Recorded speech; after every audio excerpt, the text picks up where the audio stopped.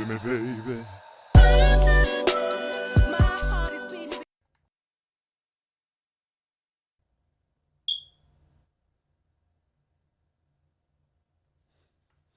No water red, we ain't playing big.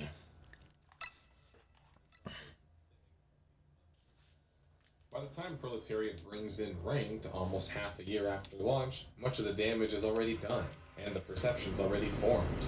Well, more was according to Steam charts even after the fact, where population took a hit from that initial 4,000 number to 11.3 peak players. A ranked system was needed surely, but unfortunately the system players got was more of a pseudo-personal ranking system, meaning that you could still queue against non-ranked players, they just wouldn't have their stats tracked. So the problem I mentioned with the skill gap wasn't being addressed. Meanwhile, the game is not being Can you win with the weakest weapon in Survivor IO? If we're talking weakest weapons, it's definitely the katana. Other weapons have their strength. Revolvers pack a serious punch. You can down bosses with 3 shots. Shotguns mow down mobs with ease. Got a problem? Point a shotgun there. Not a problem now. Baseball bats have 360 degrees attack range. Kunai autolock and autofire. Just the katana left. That's useless. With blade waves that only hit left and right. You gotta run when mobs come from top and bottom. Bah, since we've already got one. Advertised much across the internet, especially not when compared to the competitors. So even if you weren't burning the new players out, you really aren't even bringing any in. Which I know is annoying that I keep mentioning the competitors, but that's because this is a business and a competition. And ultimately what Spellbreak's competition does was relevant to Spellbreak, whether they wanted it to or not. Spellbreak would have a number of updates, Chapter 2, Chapter 3, Chapter 3.1, specifically from the spring to the summer of 2021. These would affect the population mostly positively. But although the updates were much anticipated by the content-starved player base, what players got were just more bots essentially, or NPCs they were being called, sorry, not bots, which were essentially more advanced. I think going for this early on missed the mark for You've been unconscious for a while. Such an action was seen as trying to change what Fortnite was trying to do at the time, in a desperate attempt that wasn't very fitting, in my opinion. Okay, let's get out of here. I think taking Apex Legends' approach with the adding more heroes, in this case gauntlets and items, and then adding more maps would have been effective. At the end of the day, this was a game for hardcore players primarily, focusing on making the core gameplay loop more playable for longer periods of time, aka the content surrounding such, I think was the best approach for Spellbreak as a title. You can't help but feel like Spellbreak not having enough support, or a strong content cycle though, certainly contributed to its woes.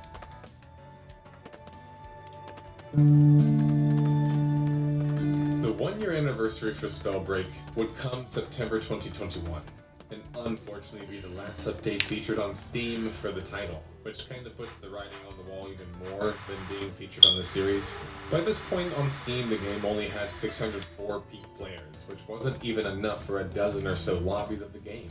And sure, that's not counting the player bases on Epic Games and the consoles, which are not reported naturally, but that's the best that we've got. A crazy turn of events would hit the web June 29th, 2022. Proletariat, Spellbreak's developer, would be acquired by none other than Activision Blizzard and would be plugged into the World of Warcraft development process to work on the new expansion, Dragonflight. This would mean that Spellbreak would be immediately shelved, set to shut down in the beginning of 2023. Proletariat wouldn't give a reason for the shutdown either, which sorry I find to be kind of a cop-out and lazy from a game development perspective and a customer perspective. But when you get the chance to work on one of the most popular online RPGs of all time, you kind of just take it. It was a crappy situation, but I could see why they did it naturally. So just like that, 100 developers would be switching to Dragonflight. And Spellbreak, the interesting fast-paced battle royale title, was left in the dust. Something that I didn't mention yet and I want to cover before we get to the final deduction part, all of our favorite part of the video of course, is how Spellbreak suffered from something similar that we mentioned in our battle right down the game, which I recommend to watch, of course. This is a concept of casual play and downtime, something that games like Halo 3 did massively. If your game is very intense and high-paced and you don't offer the alternatives to play the game, players will just get burnt out quickly. There's only so many times that you can ride a super fast roller coaster, right? Spellbreak didn't really have any of this. It didn't have the Halo 3 casual social playlist, right? And when they did try to add such things like deathmatch and more content, most of it kind of just bombed according to the player base. Combine this with the aforementioned other reasons, and even if you have these impressive initial numbers, those players aren't sticking around for long, even if they like the game. Burnout is something that video games have to balance, especially online multiplayer video games. Otherwise, you won't be playing the game for a very long time. And that's not exactly something that an online battle royale would want.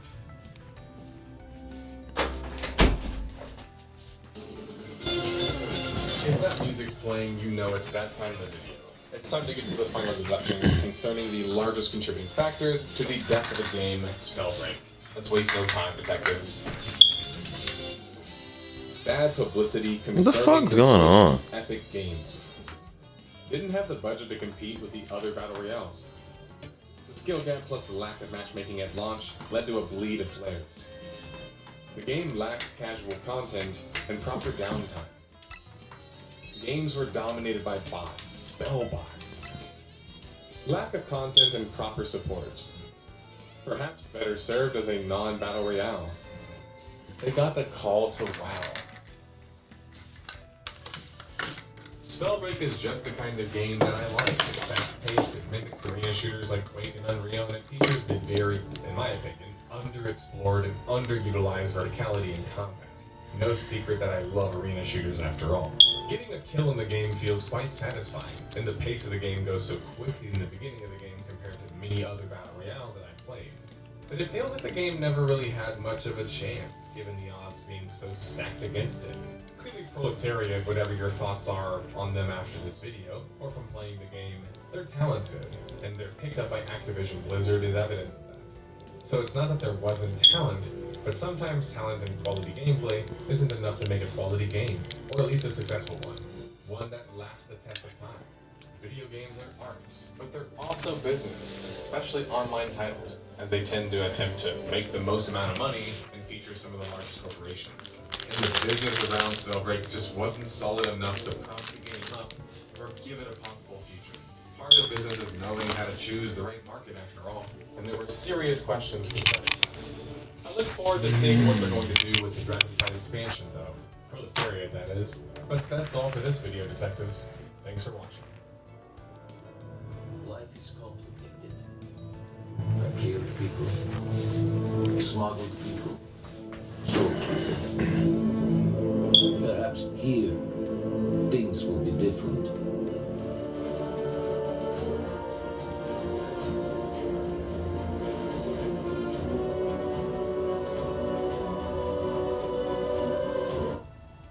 Here's how to cancel a subscription with Rocket Money. Open the app. Go to the recurring tab. And here, you can see all your recurring subscriptions. Baby, time to get up. Time to get ready. Don't go back. Don't. It's good. It was alright. We had to do a meeting with these people that started working for these like top end businesses and their call centers and stuff. And like everybody's always talking about this one call center, Barclays. You want to work at Barclays. If there's anyone that you want to work at, go to Barclays. And the people I talked to in my group today were actual workers at Barclays, so I got to actually probe their heads and see what's the big deal with Barclays. And they was just like, bro, it's like such a nurturing, welcoming environment. Like it's just your instructors. If they say that they think you could do a position and they put you there, even if you don't have the knowledge and you don't think you have the knowledge, they're putting you there for a reason. They're gonna put somebody there with you that's gonna give you that knowledge. Like they're not gonna leave you to dry when they put you in a position. And then I, from there, just jumped in and I started asking my questions about environment and navigation and behavior and stunning growth and, you know, dedication. And when your dedication doesn't reflect the outcome, you're not listening. Dedication doesn't match the outcome. Yeah, it's just I asked them the same questions and I let them know really like, look man, I've been having a hard time letting go with this one situation I had with my last job, like my last serious job, because I feel like I really did work my hardest there. Like sure I could have been more hardworking by the end of it, but it only waned because of, you know, the situation, you know, because of my continuous efforts, my continuous reaching out and, you know, seeking of growth and room for improvement and not really being allowed that, not being given or provided an avenue where my growth was even a factor or even a, you know, something that someone was considering. So for me, it just feels like I get a lot of people who talk, make you feel like you know you're gonna be a part of something. Then you get there, then you're not really a part of anything. You're just another cog in the fucking machine. And I just wanted to know, like, what do you guys say, or what do you guys do, or what have you guys done from the beginning of your journey to now? Like, how has navigating in these environments and your understanding of your place in these environments, yada yada yada, how does that have, like, how has that affected you all? Like, what are some things that you guys have done to know when to leave a situation, when to ask the right question, or when to shut up? You know, what have you guys done to figure out when you guys need or aren't in the right position? And I worded it a lot better. I'm just elaborating it a lot more for you. But yeah, I mean, I don't know, but baby, my questions made all those women in that fucking thing fucking love me. Like, they were literally like, you just gained 3 moms. And they were like, oh my God. And then it was just like, I want to hug you through the screen. And once that one lady said that, then the other ones were like, yes. I'm like, God damn. And then they were like, I just asked all the right questions. And then the lady that was in my group was one of the instructors for the Berkeley Center. So she was like, yeah, I started off as like a bilingual, you know, caller person. And then, you know, I didn't think I was going to be anything here other than what I was signed up to be. And then they started giving me positions. And they're like, it's going to be a lot easier for people signing up now at Barclays because of how fast the business is growing, how positive the business has been, impact, like as far as impact and like percentile growth and all that stuff, and the partnerships they're building. So for them, they're like,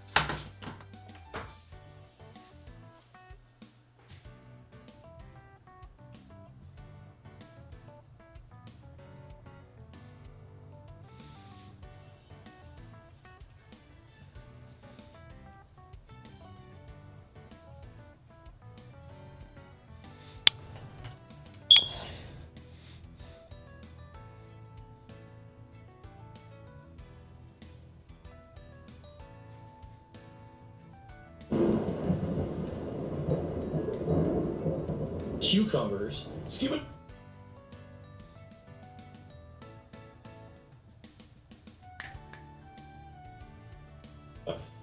Yeah, it's kind of an echo of his first scene in Rogue One, right? Because there's a scene I won't forget because I remember how I felt watching it. I was just like, "Whoa, Star Wars!" And so I started drinking, and I was like, "Oh man, I'm right up."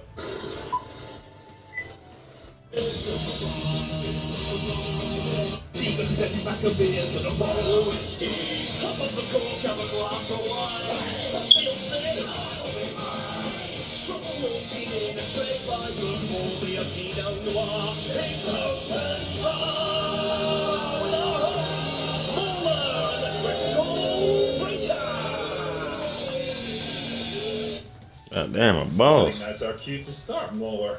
There we go, there's our intro. Hello everyone, and I'm sorry Bro, this for game being, is like, crazy, bro. extremely late and even more gay tonight, but that's just how we roll here at Open Bar. There is a reason for it though, isn't there, Mauler? There's a reason for it. You know what? What kind of host would I be if I hadn't seen all of that? So I started drinking, and I was like, "Oh man, I'm right on episode 3. You could start the stream, or you could wait for a little mutually, and you did, because you're a good friend." And You never leave behind the lines. I mean, we can talk about the stream without you. Exactly. Nobody will care now. It's started anyway. So Yeah, it's like, I'll just shut up, Mauler, just keep going. But yeah, you've seen Andor, and well, I guess we're going to talk about that. And we've got She-Hulk, we've got, obviously, we've got She-Hulk because the glory that is. We've got House of the Dragon, and we've got, the glory of Rings of Power. streaming off, man. The going shows just shoving out. That's crazy. It's keeping us busy at least. Quantum Leap is out. But we have some fine gentlemen here to discuss it with us. And currently, actually, it's an all Brit panel tonight. So yeah, representing. First of all, All eyes on the internet. yeah, we've got this brew here as you've been on before, man, and it's always awesome to have you on. A voice of reason in an insane world. Always a pleasure to be on. It's good fun. I was thinking as you were going through, it's amazing how many shows released all at exactly the same time. You know, before this was a couple of months with nothing really to watch, and then suddenly everything landed. And kind of mixed bag to say the least. I think Quantum Leap as well, and that was. If you're gonna do a sequel to something, maybe not ignore the original entirely. You know, just an idea. But It's a sequel, it's not a remake. yeah, it's supposed to continue. They briefly talk about how he went away and they never came back. But that's kind of about it. They're like, oh no, we set it up again so we can find him, and then just ignore him for the rest of the episode. So whether that'll be a long arc and they go back to him, I don't know. I hope so, but it doesn't look like it so far. You're gonna be watching the whole thing. I'll watch it, but considering I didn't even make a video on the first episode, it wasn't. It was very. It felt like a CW show. It really did. Lots of feelings in hallways. A plot that didn't make sense if you even thought about it briefly, and then it kind of finished. It wasn't like She-Hulk bad, but it just kind of existed for a while and then finished. That seems like every show at the moment. It's like, you level it right. We've also got, we are joined again by Little Platoon, who's absolutely making a name for himself. And man, your breakdown of Rings of Power was just fantastic. Great review. And yeah, so Even managed to nail the Welsh lore. I didn't know you knew about it. just stick a bunch of consonants on the end of every word, and you're fine. I've probably got some like secret Welsh ancestry somewhere. I need to deep dive secret that no one's supposed to know. But yeah, I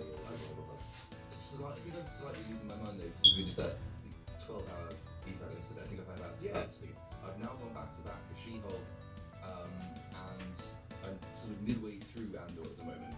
She-Hulk has already got this special locker in my mind where I push things which are vaguely traumatic. And Andor, I gather things happen in episode 3, which I haven't yet got to, so I'm going to be relying on you guys for that. It's sort of been a bit soporific until that point, which is maybe not the best thing. It's I think episode 3 would give you a lot more context. There's a bit more payoff to some of this stuff, and some relatively well done action scenes. I mean, I don't know, what do you guys want to start with? Because we've got like 4 different things we can Got a buffet. Yeah, it's like, I mean, it's a real mixed bag as well. Like, do we want to start with the good, the bad, or the ugly?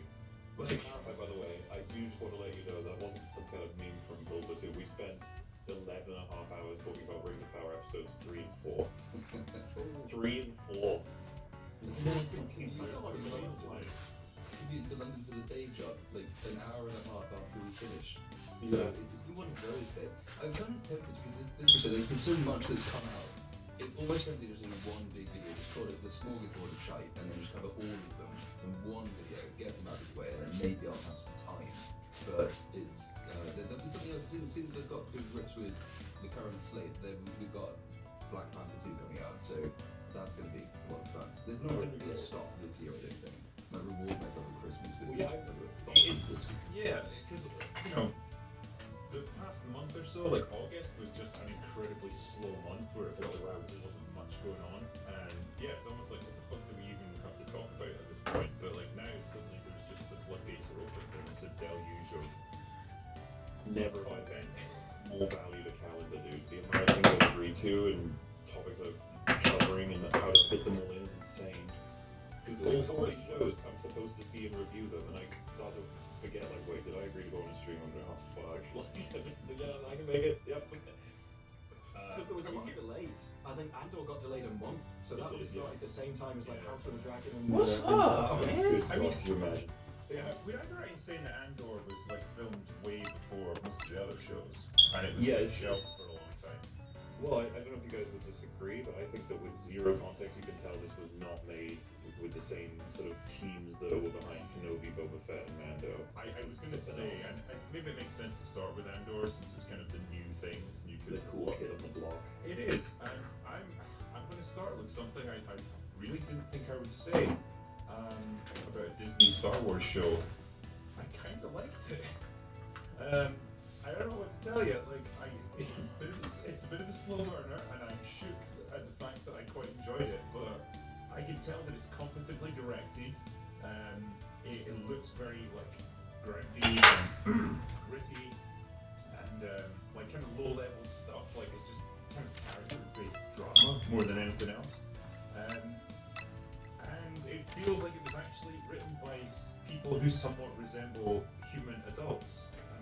Compared to like everything else that Disney's put out in the Star Wars universe, the characters actually kind of act like human beings, and like when you get to that 3rd episode, there's even if when it comes down to like the security troops who kind of conduct themselves in a professional manner and actually put some thought into what they do and how they deploy, I was really surprised at the level of intelligence that seemed to have gone into it, and so.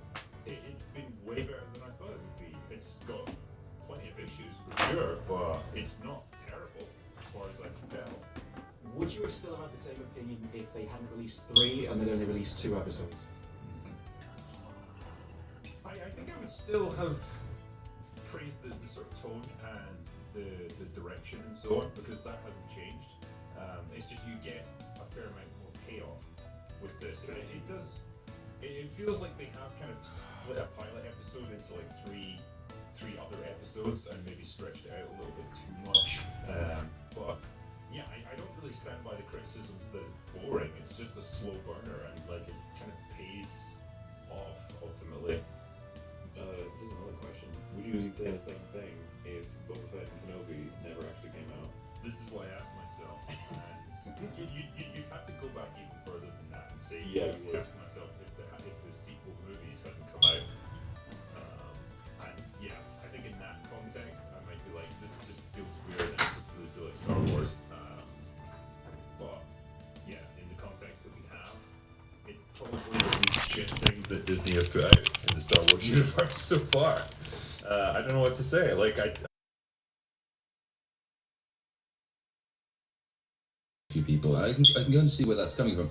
I don't know that I'd even really level that as a criticism, though. I mean, quite a lot of people have been saying for quite some time that one of the many things Star Wars needs to do is to move on and to actually do something different than the Skywalker arc or even any grand adventure that's tied to Galactic Empire. Now, of course, this hasn't gone away in terms of its timeline, but it does seem, from what I've seen of it anyway, to at least be trying to tell a different type of story. It's similar, I guess, in the way that Rogue One did, and it's sort of its strength that it hasn't got so much baggage. It didn't have the weight of expectation, much as Rogue One wasn't particularly anticipated and or hasn't really been looked forward to by a great many people. No one's really put a huge amount of stock in it. And it doesn't have a huge amount that it can really cock up because it's not playing around with any established character other than those established just in that one film in Rogue One. I think it's the epitome of this. Yeah, it's the epitome of the small scale drama, and so yeah, like there's no at this point there's no massive stakes involved. Like there's no like really important characters that you know the Stormtrooper. Yeah, like these are the guys who are in this are like the level below stormtroopers. They're like corporate security men. And my God, how just it's because like this is the thing. I've got so many thoughts about this at once, but that's one of the things I actually really liked was.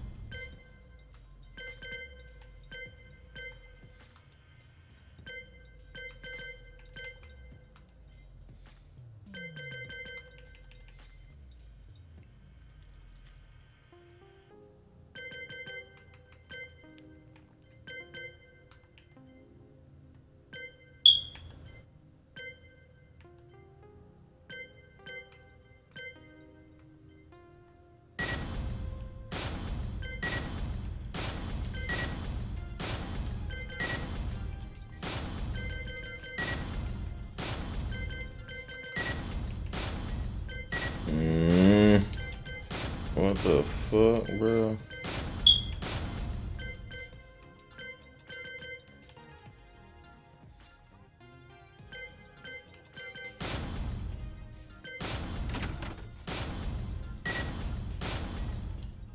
Oh my God, I'm just okay.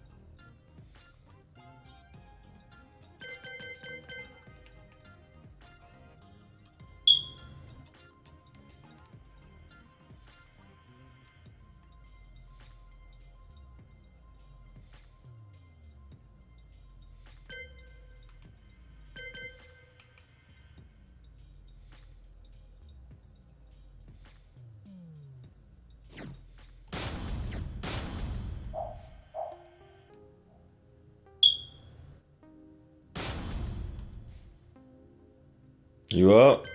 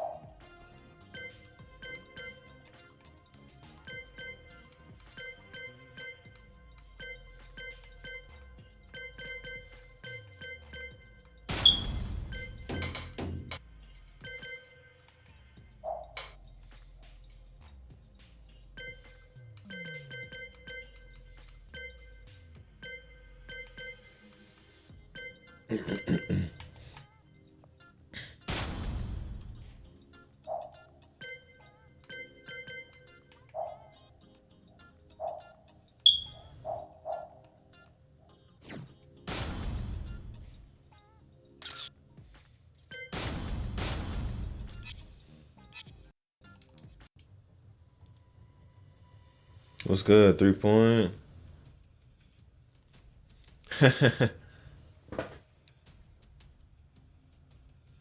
Yeah, I changed it.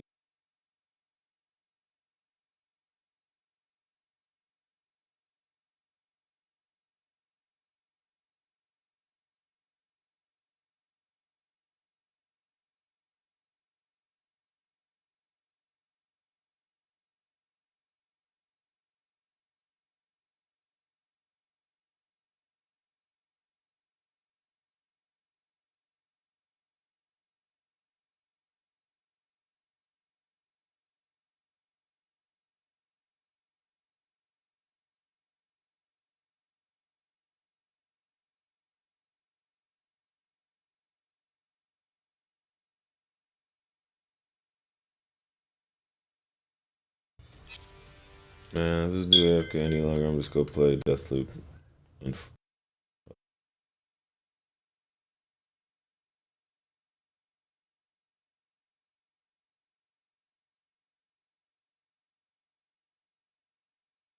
Just crash.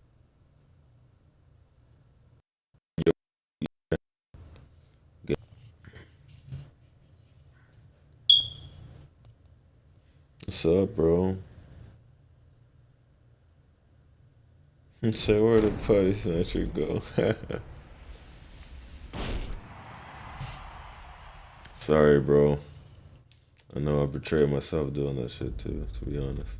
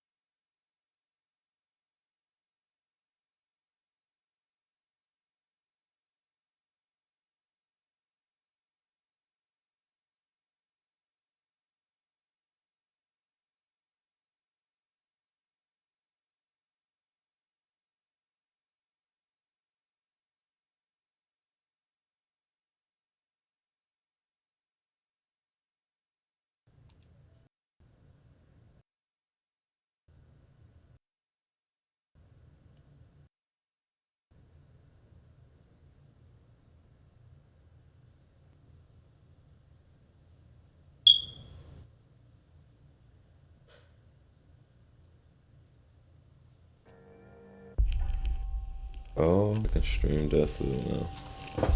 Fucking A, man.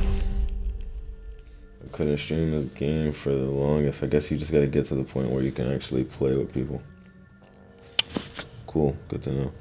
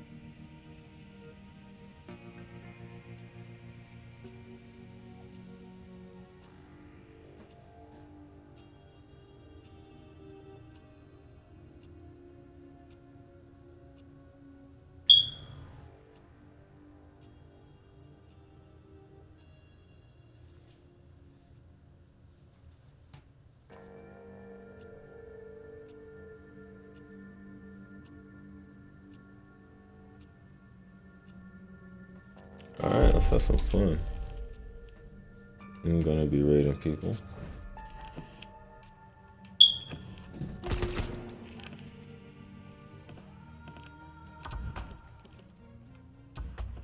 And yeah, I was playing on one of these knives.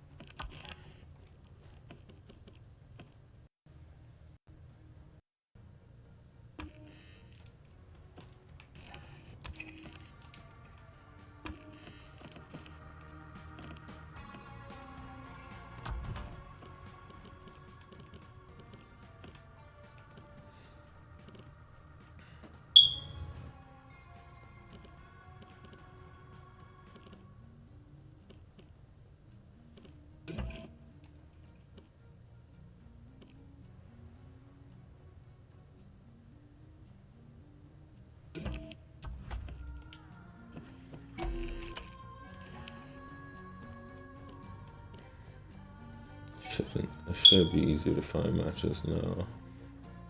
More people should have reached that point in the game.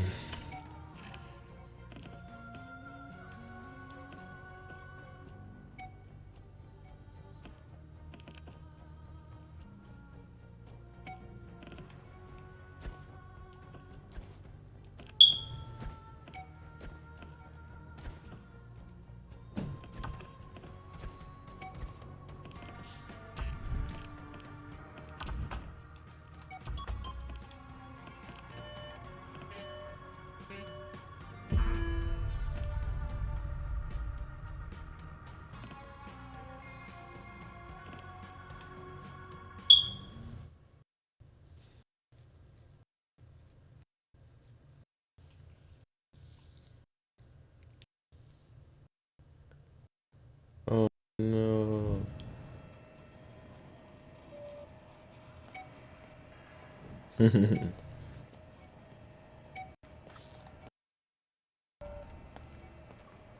Cool, I can stream Deathloop.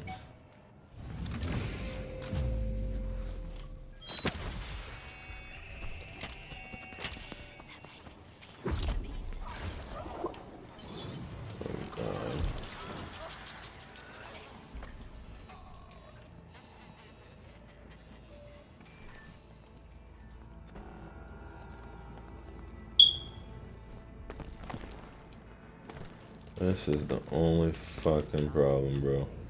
It's just super laggy.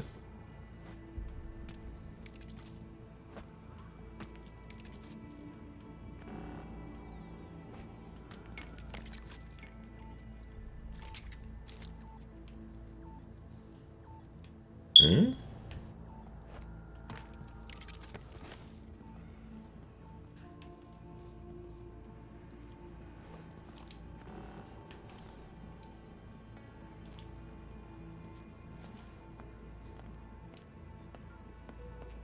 You get cold yet?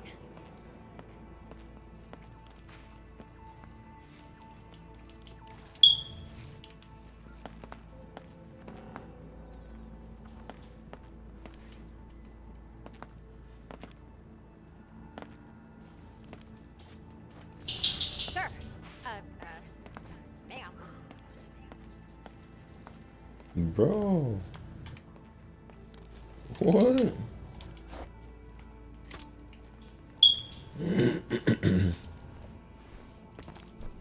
Oh my gosh. This is not gonna work at all.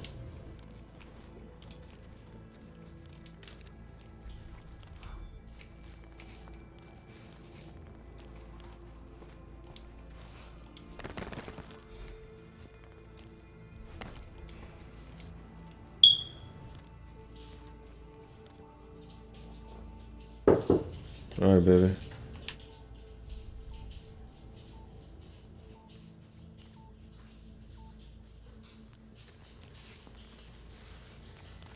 You okay? You gonna be okay?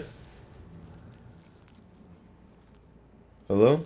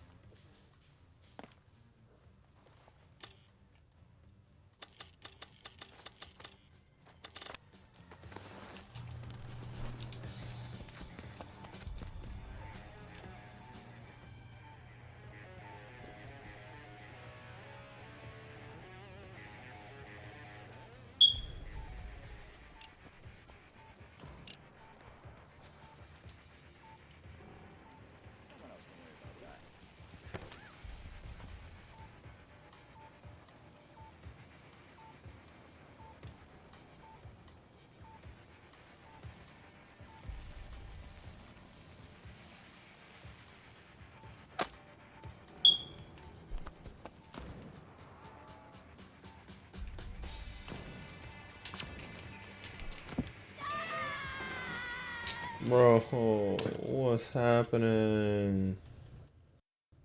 It's so fucking laggy, bruh. It says he's on Xbox though.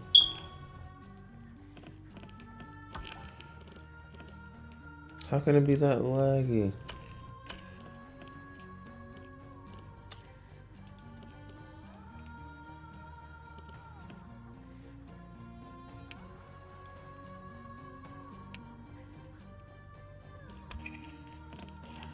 Mm-hmm.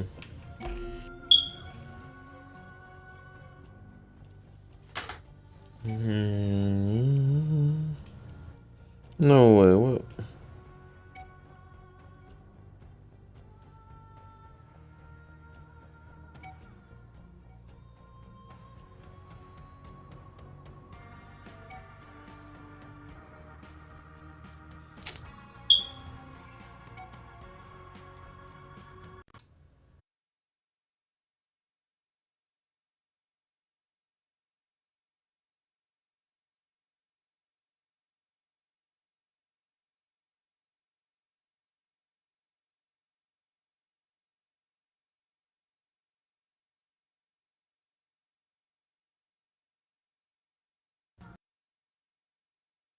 Yo, 3 point. Give me 1 second. I gotta record something for somebody because they're kind of slow.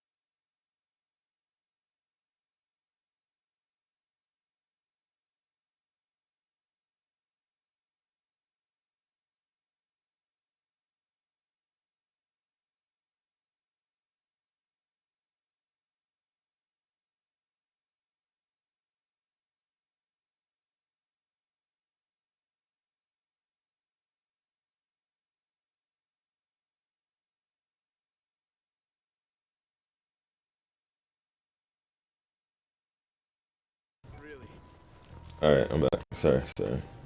All right, man. This shit is starting to piss me every fucking time. I'm gonna reset it after this because I think it's the it could be the fucking auto resume again as usual. How you been, man?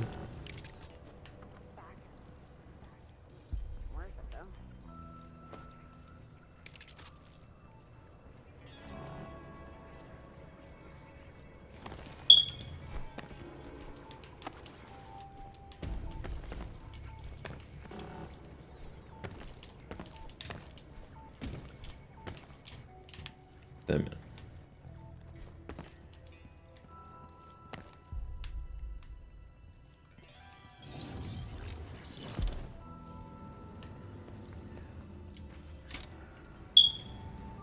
What you been up to? You been playing games or what? Working your ass off? What you been up to? I started taking these classes, doing some networking. Been feeling a lot better. Beautiful J is a reference to a game. My name is actually Jay, or Javen, but people have a hard time saying Javen for some reason when they read it out. Body Snatcher is what I'm gonna still use in game, but just so that my name is a little bit more digestible on social platforms, I just made it beautiful. Beautiful is more just easier. Because in some games in Japanese, some Japanese games, I can't even put the name potty. Because for some reason in Japan, potty's like some super huge, super incredibly bad word. So, just to make it easier on myself, social media, stuff like that. And then when if I ever meet people or, get bigger, it'll just make it easier for me to be confidently walk in a room and be like, hello guys, my name is Jay. I walk in a room full of business dudes and I'm trying to make a deal. It's gonna be weird to be like, hey guys, my name is Potty Snatcher, So So in game, that's what I'm gonna go by. But see, man, what the fuck, man? This shit's so laggy. I don't know why. I really hope it's just the fucking auto resume.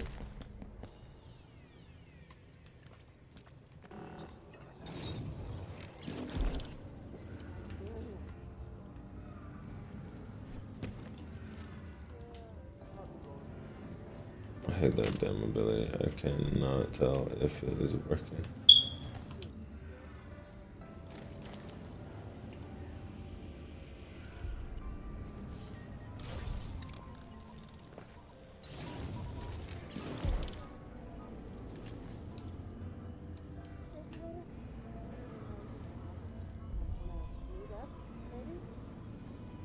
What the fuck, dude?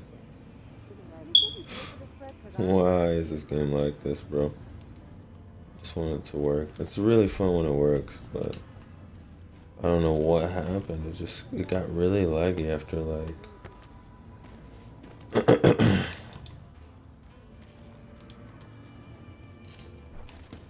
this is just fucking lame. I've never seen her. I don't think she and Harry get along, but hey, oh I know.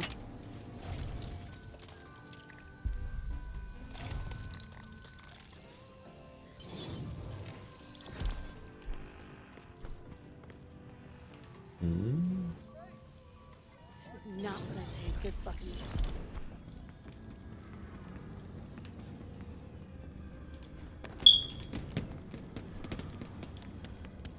Yikes, bro.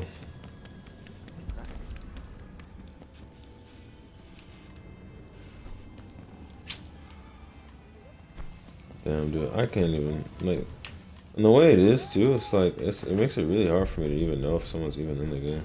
Oh, there we go. Guess I'm up.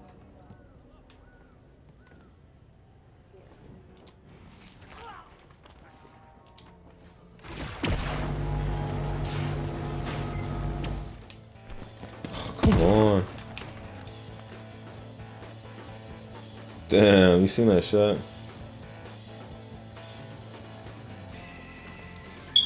Let's have to kill him 3 times and I can get the fuck out of this shit. How's he hacking into it? Didn't I just kill him?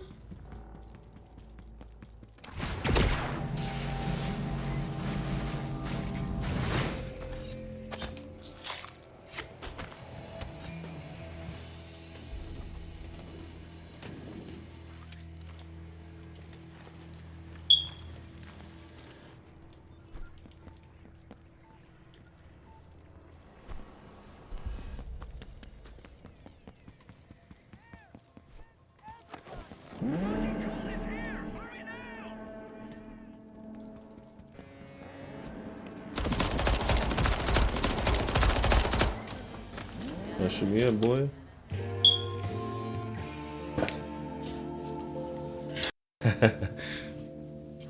Alright, I'm gonna reset it after this. I'm gonna chalk that up to quick resume, dude. If you got any online games, quick resume, it interferes with them in such weird ways.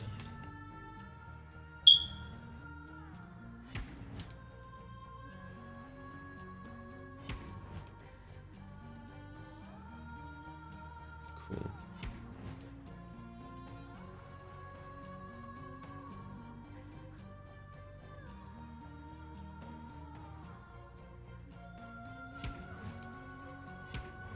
Oh, I'm using that shotgun. Did you see that? Cool. Yeah, I just installed that too. I was gonna play that at some point today too.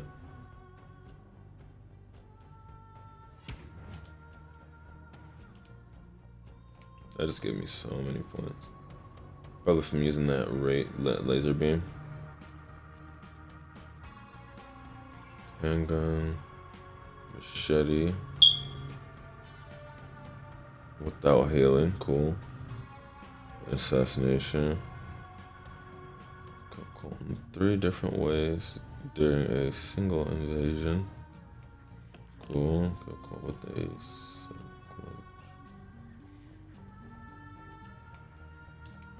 alright, I'm gonna reset this game.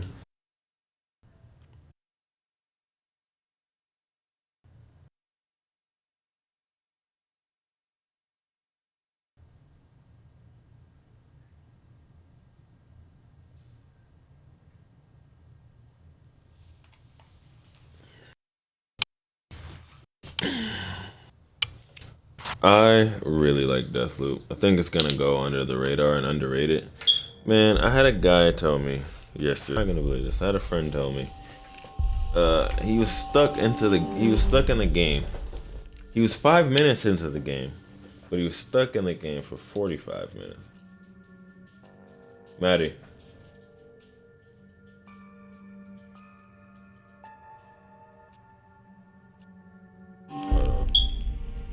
The dog seems like she's up to some bullshit. And I did hear some weird sounds too.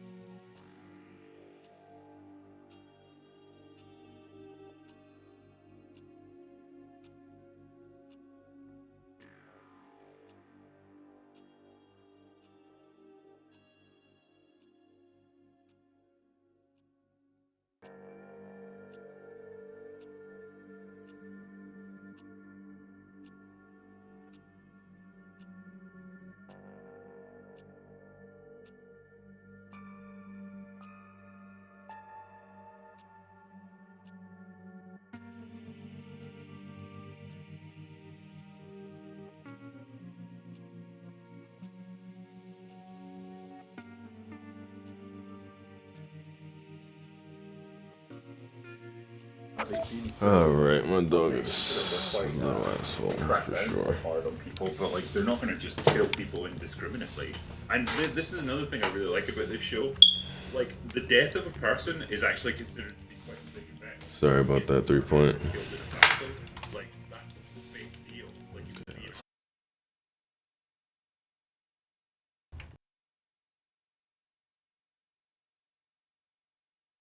when Andor kills those two guys at the beginning, like that triggers a chain of events. That, I don't know what to call it, whatever you want to say about him, but just the fact that he was very matter of fact, quite experienced, you know, guy. How to cover it up, it's not worth following. Whoever killed them. That's what's up, that's dope. Just a heads up with Deathloop, you have to like get through the first mission set. So it's like lead, and then from that lead it's like 5 mini missions. Once you complete all that stuff, it's like you've completed the tutorial, and then you're allowed to stream and you're allowed to play multiplayer and stuff, invade your friends. like all this stuff that he understands, like these guys were way across the line anyway, and like if all that came out, it would reflect on him as much as anything else. And their crime rates go up. Yeah, and so it's just a very human, I guess, little side story that kind of makes sense in context. That was what I wanted to like about the episodes. Rather than talking about like a mechanic and a boyfriend and stuff, they could have gone further into what on earth they were doing in that place in the first place. Because they went in, spoke to someone, and just left immediately. So they were only after like as much information as he was, and it just kind of ignored. Maybe they'll pick it up later on, but I needed desperately more plot mode. Like for me, the problem is definitely the first 2 episodes. I just think they needed more story, because I can understand why you feel that way. I can see it, because like I think the first episode was literally just like Andor walking around talking to people, and we meet them and find out who they are, I guess, which isn't exactly very. Oh, I was going to say people going, "We're traveling here." It's like, oh, I was going to say first and second. I mean, there's a couple of things that don't qualify as those in first and second, I guess. I'm trying to think, but the third one definitely is like, oh, okay, now we're kicking into gear, we're doing things. If it had started with the third, I'd have a Yeah, matchmaking is a lot faster now, for sure. If you want things to happen, That's what I was hoping. I knew it was gonna just be a matter of time. People just get into that certain point in the game. The problem is people that actually play to that point. And people who just cannot play a game without what they feel like they should have being there immediately. So like I had a friend who was like getting so pissed off that he couldn't just immediately invite somebody to play. But it's like, why not just do the tutorial first? I mean, you don't know anything about the game, so why just jump into it? Like, at least you're not gonna be the only one jumping into it. I mean, no, you're not the only one jumping into it blind, sure. That's what I should say. But it's still this small-scale, quite world-rich telling of the story. I mean, what it wants to do first of all, this back part of the universe that we've seen before, it doesn't want to wow you with events straight away. The Mandalorian very quickly chased the inspiration, now has the lightsabers and all the rest of it. But when it started, it was trying to do, I think, a slower, more loving exploration of the world. Andor is doing that in a darker way, and it's trying to be more serious about it. It doesn't yet have that strong MacGuffin pull, and I actually quite like that it doesn't. I think if you had just launched straight into action, straight into event, and we're just expected to immediately re-inhabit Andor, with very few management have it in Rogue One anyway, we would just have been thinking, well, this is actually more of a generic Star Wars show than the Guard, because it's just a character on the screen moving. I don't get this computer, dude. This computer is like always crashing. When I'm streaming, I'm managing the stream, it's just like always pausing. My other computer never did that. Everything with security guards do that, right? What the fuck? Here we go. It's gonna start lagging now.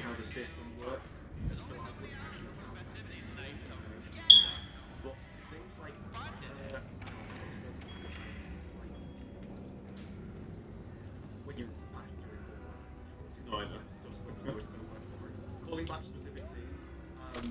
What I mean is, did you ever watch Spartacus? I think Spartacus does a great job of mixing plot, like political plot and maneuvering scenes and plot together, and I don't know if I can focus. Like, for instance, that robot, right? That robot. Might just go to fucking swear the heck after this. Right. Maybe not. I don't know. I really want to play this, but He's walking down the corridor. servers just consistently like this. Yeah, a lot of this stuff I don't think is going to be mechanic right. This is probably an example of right because What the you can either do some world building, you can do character building. Ideally, you should be able to do all that at the same time. Fucking my ad, bro. The first 2 episodes fell into the trap of was a lot of world building, just allowing you to kind of soak up, I guess, the culture of this world. Is he like able to fucking see me, bro? Like, I really want to know, man.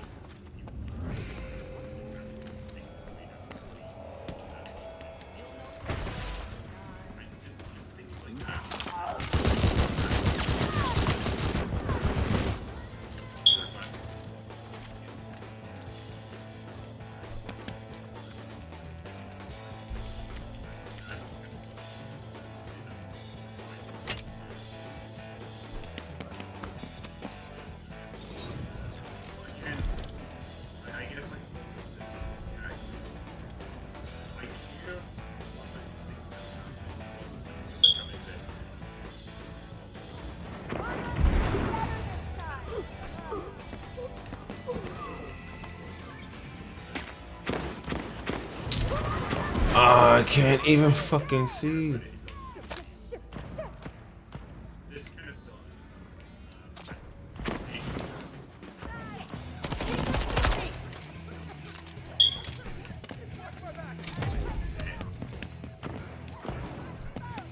Come on.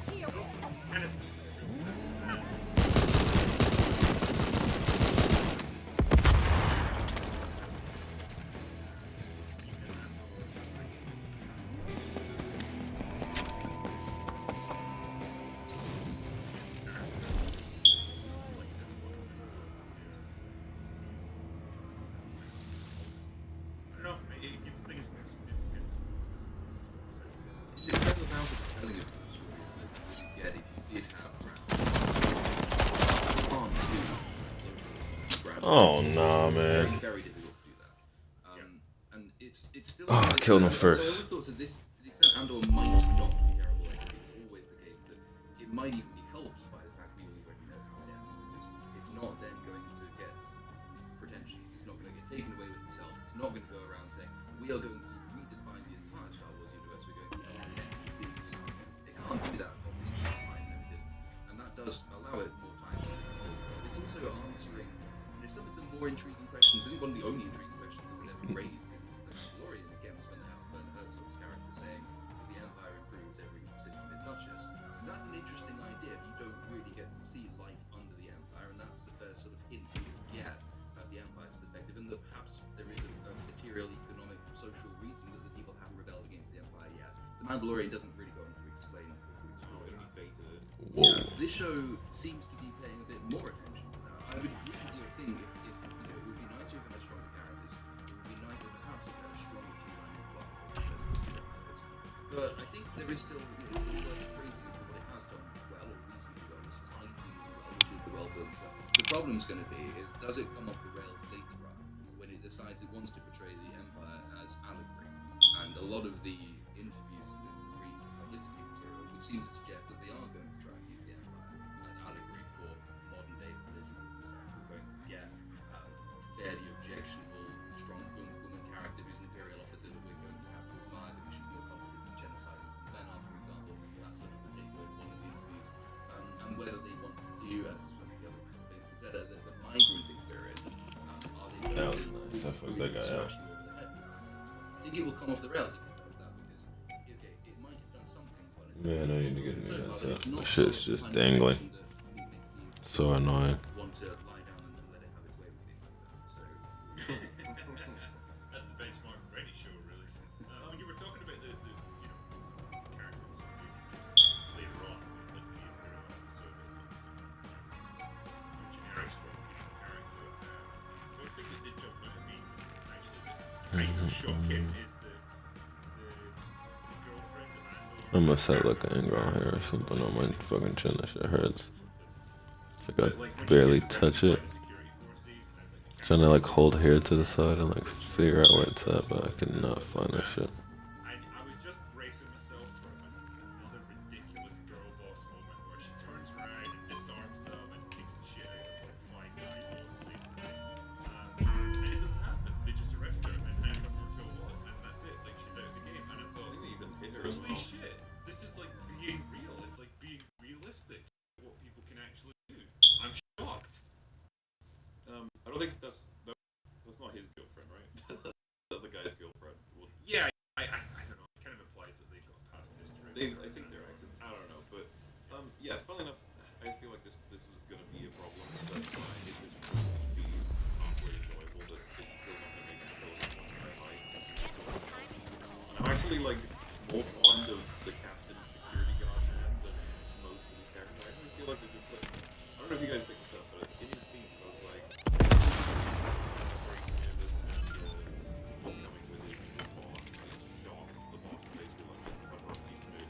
Obviously, from the boss' point of view, he has his argument, but to him, that's like horrifying. He's trying to uphold law and order. He wants to make sure that the world is served, but he even like exclaims like they were murdered, like it's unethical. It's not as horrible we would.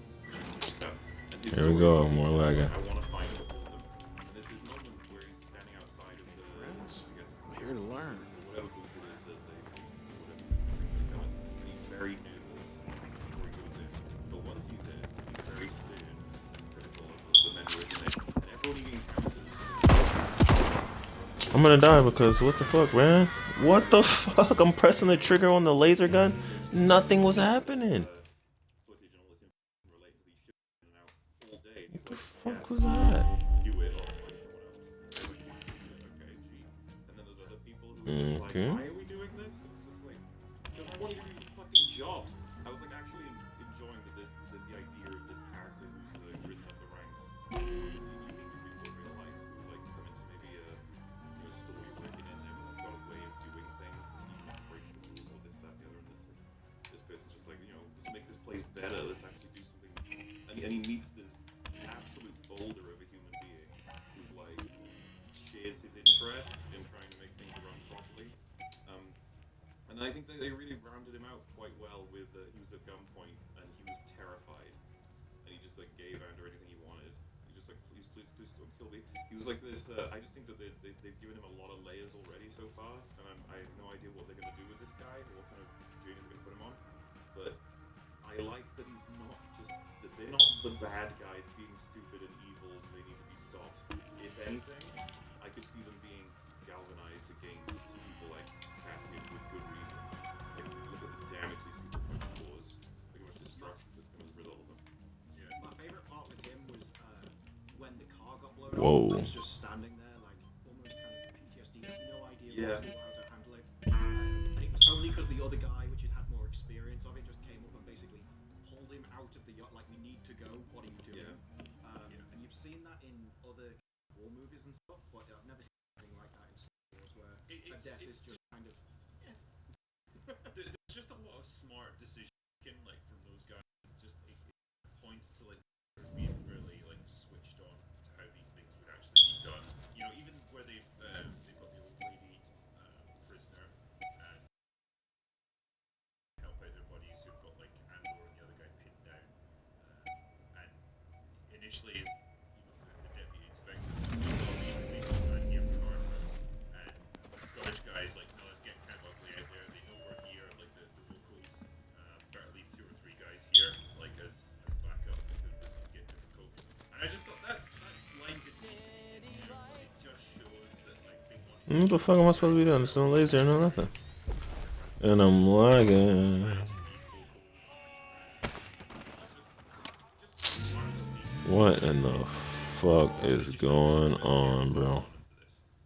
That was another bit I liked, and it was in that same scene where they're getting panicked because there's a lot going on, they have no idea what it means. They just know there's a lot of people that know more. Yeah. And she's like, it's not the fact that it stops, and the moment it stops, they just panic. Those are the kinds of things I liked, but Buttons. I think that's when you get to see the characters put into a situation which is kind of new. And maybe it's because it was outside their comfort zone and it allowed more exploration of how these characters will react than just avoiding conflict kind of thing. I do wonder how effective I would have found the chaos related to like the security guard man had I not had episode 1 and 2 first. Because one of the things I quite enjoyed was if this were Rings of Power or whatever else shitty TV show, She-Hulk. You know the scene where they're rallying up their troops, are explaining the situation to the security guard team, what we're going to do. You know, the Boulder Man is like very straightforward, brass tactics, you know exactly what to say to these guys, so he's being honest with them what they're in for. And I even like that he says, like, you know, this guy's armed and dangerous, took out 2 of our guys, like, let's not fuck around, this guy can kill us, you know, so be careful. And he's like, right, now, you know, I'm captain, whatever. And he, if you look at the words he actually says, they're not that bad. They're like quite encouraging, motivational. It's the delivery, really stilted and awkward pauses, and sort of just like, yeah, but, you know, he's like, we can is gonna be for justice and courage. Yeah, and he says like, there's no team I would rather go into this situation. And, you know, if he could have a bit more conviction, that might have been kind of a right way to speak. Like you say, it's just kind of, he's nervous, he doesn't know what to say. And again, yeah, but again, like it doesn't totally humiliate him, and it's not a ridiculous scene. It's just like if you're pick up on the fact that he's just not quite there as inspired leader in that situation. It's just relatively subtle as these things go, but it's effectively fleshing out where he's at as a character and what his level of experience is. What I was gonna say is if it were the shittier TV shows, I feel like it would have had the scene right after with 2 of the security guard people being like, man, his speech, he must have been so insecure about his abilities, and he seems like he's able to hold himself in an actual fight. It's like he's been a pencil pusher his whole life. He knows all the bureaucracy and politics of this sort of stuff, but he just wouldn't be able to be in a real fight. And then they show it, and they're like, there you go, audience will understand. So as you were saying, like, he gets a gun to his head, and he's fucking shaking, sweating, he gets tied up. And the second they release him, he's like angry. He's like, you know, there, go get out of here. Like, even though in the moment he's pissed himself. And then when he realizes they've tricked them all, right after they think they've got them, and they've lost basically their whole team. There's like 3 of them that are unharmed at this point, and several that are dead. And he's just like, what the fuck? Like, this was horrible. Searching for the guy and hoping to find him because they think he murdered 2 people. And it's a complete disaster. Because this is the one thing I'm actually looking forward to in the next episode is the repercussions for the Empire. Explosions, the town is like pissed off at everybody here. His superior officer, whoever that guy was, I imagine he could be like, what the fuck have you done? Like, why did you authorize all this? You sick idiot. Yeah. That's good.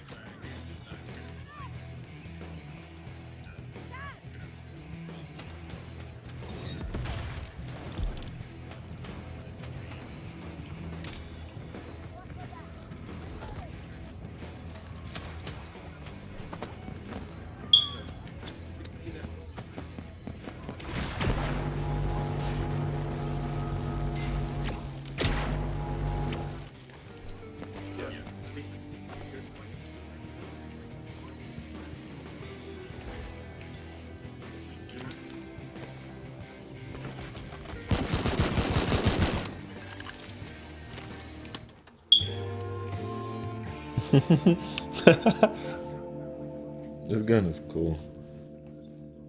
With regards to the main soldier, the one who got shell shocked, I can't remember his name.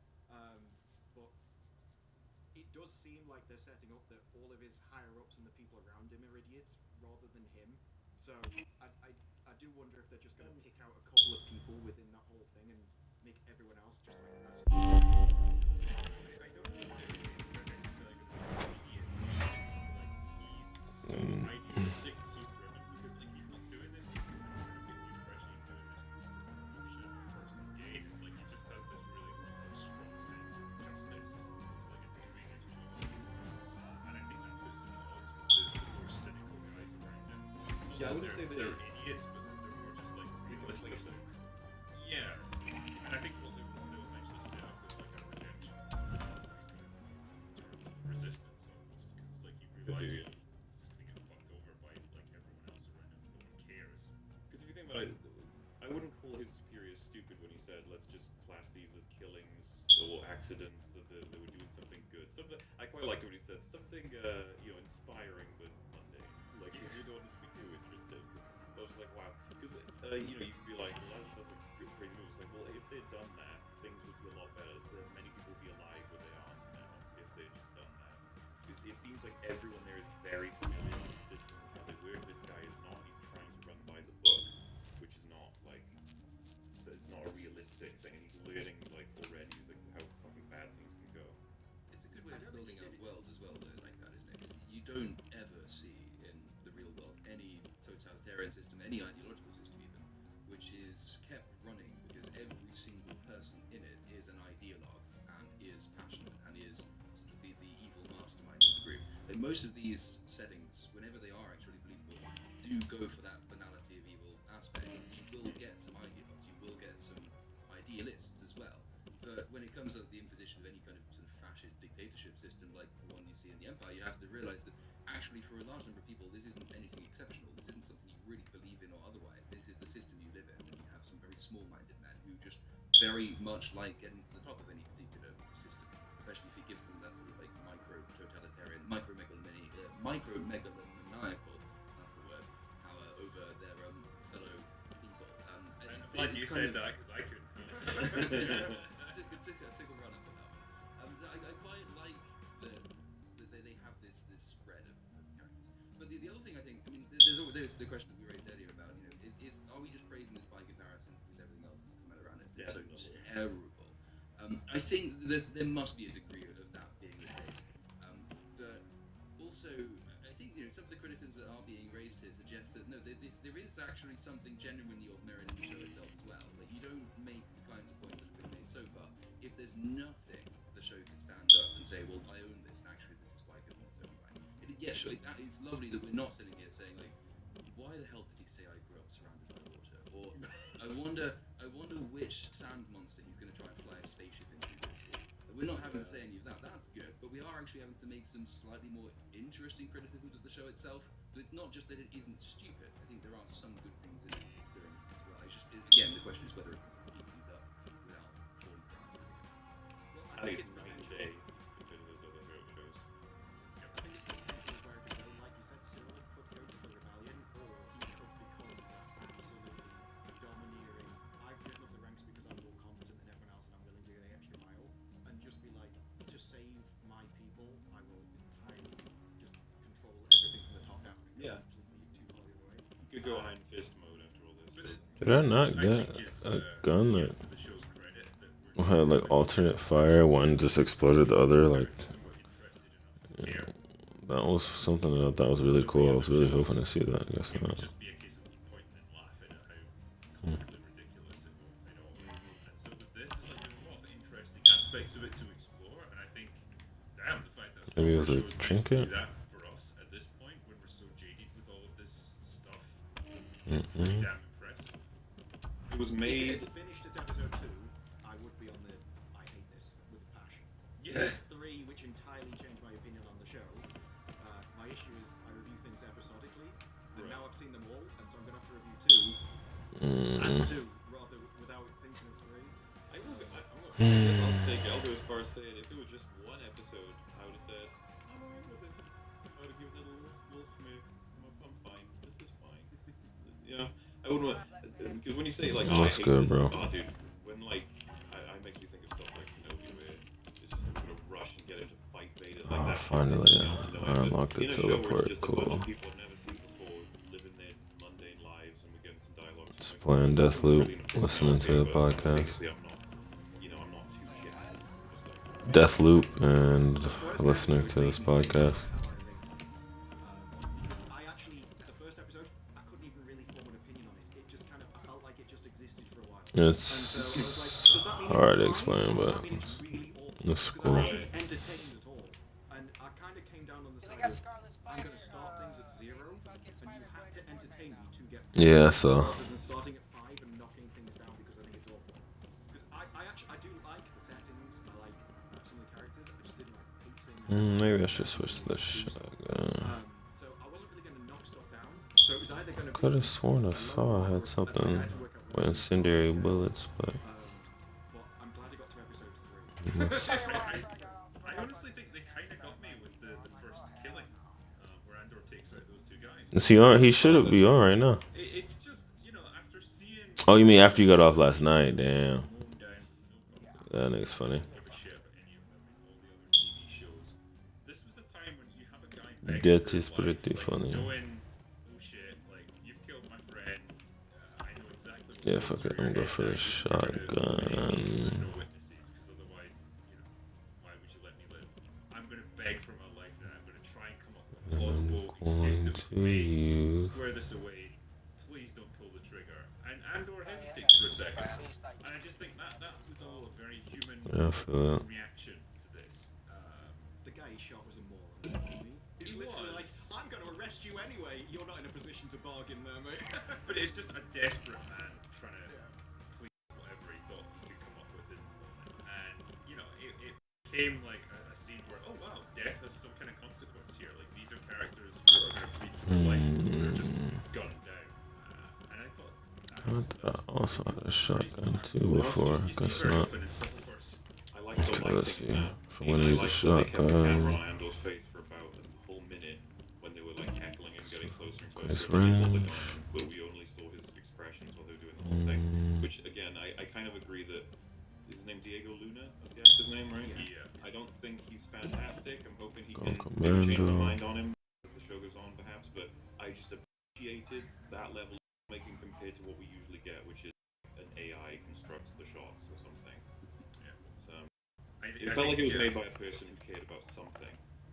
Yeah, exactly. And yeah, I think with him, where he falls short is like there's a couple of scenes where they try to set him up as almost like a Han Solo, like charming rogue character, you know, where he owes money to people and he kind of has to bullshit his way out of it. And you know, someone like Harrison Ford can pull that off fantastically, as we know.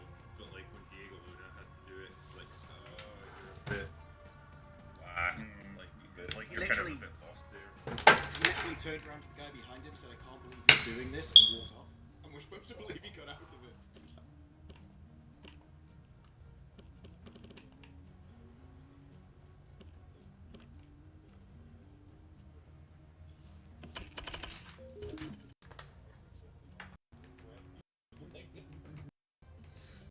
I'm sorry because I think it's I can't remember how many episodes are there in total in this show. It's more than the usual 6 to 10 we're getting. It's 12, isn't it? Yeah. I do wonder whether or not they will end up running into trouble with Cassian as a character though, because on the one hand, I think as we said earlier, that it's benefiting from having a story that already has an end.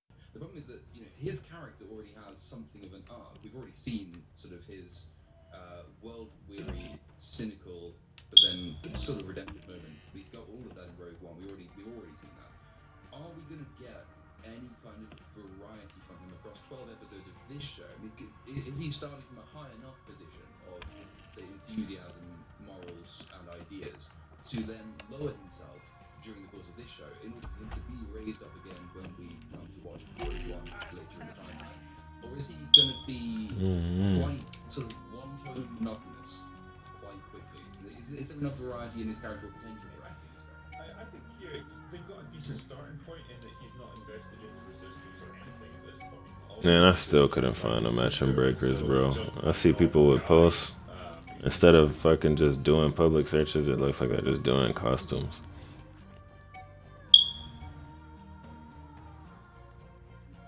After Deathloop, though, I'm probably gonna try that Spider Hack game. Or you really can't play that shit, huh? Oh, it says X. You didn't see the video I sent you then? No, I was kind of at work. Yeah, but you're not at work now, and but anyway, the video just showed that it also said Xbox One. That's why I thought you were able to play it.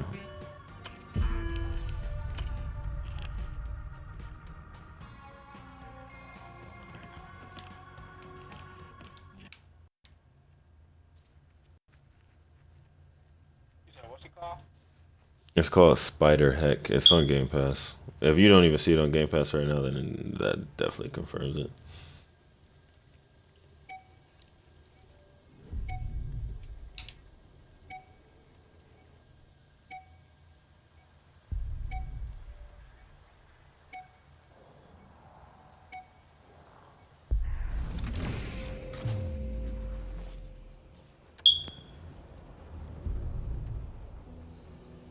Flat.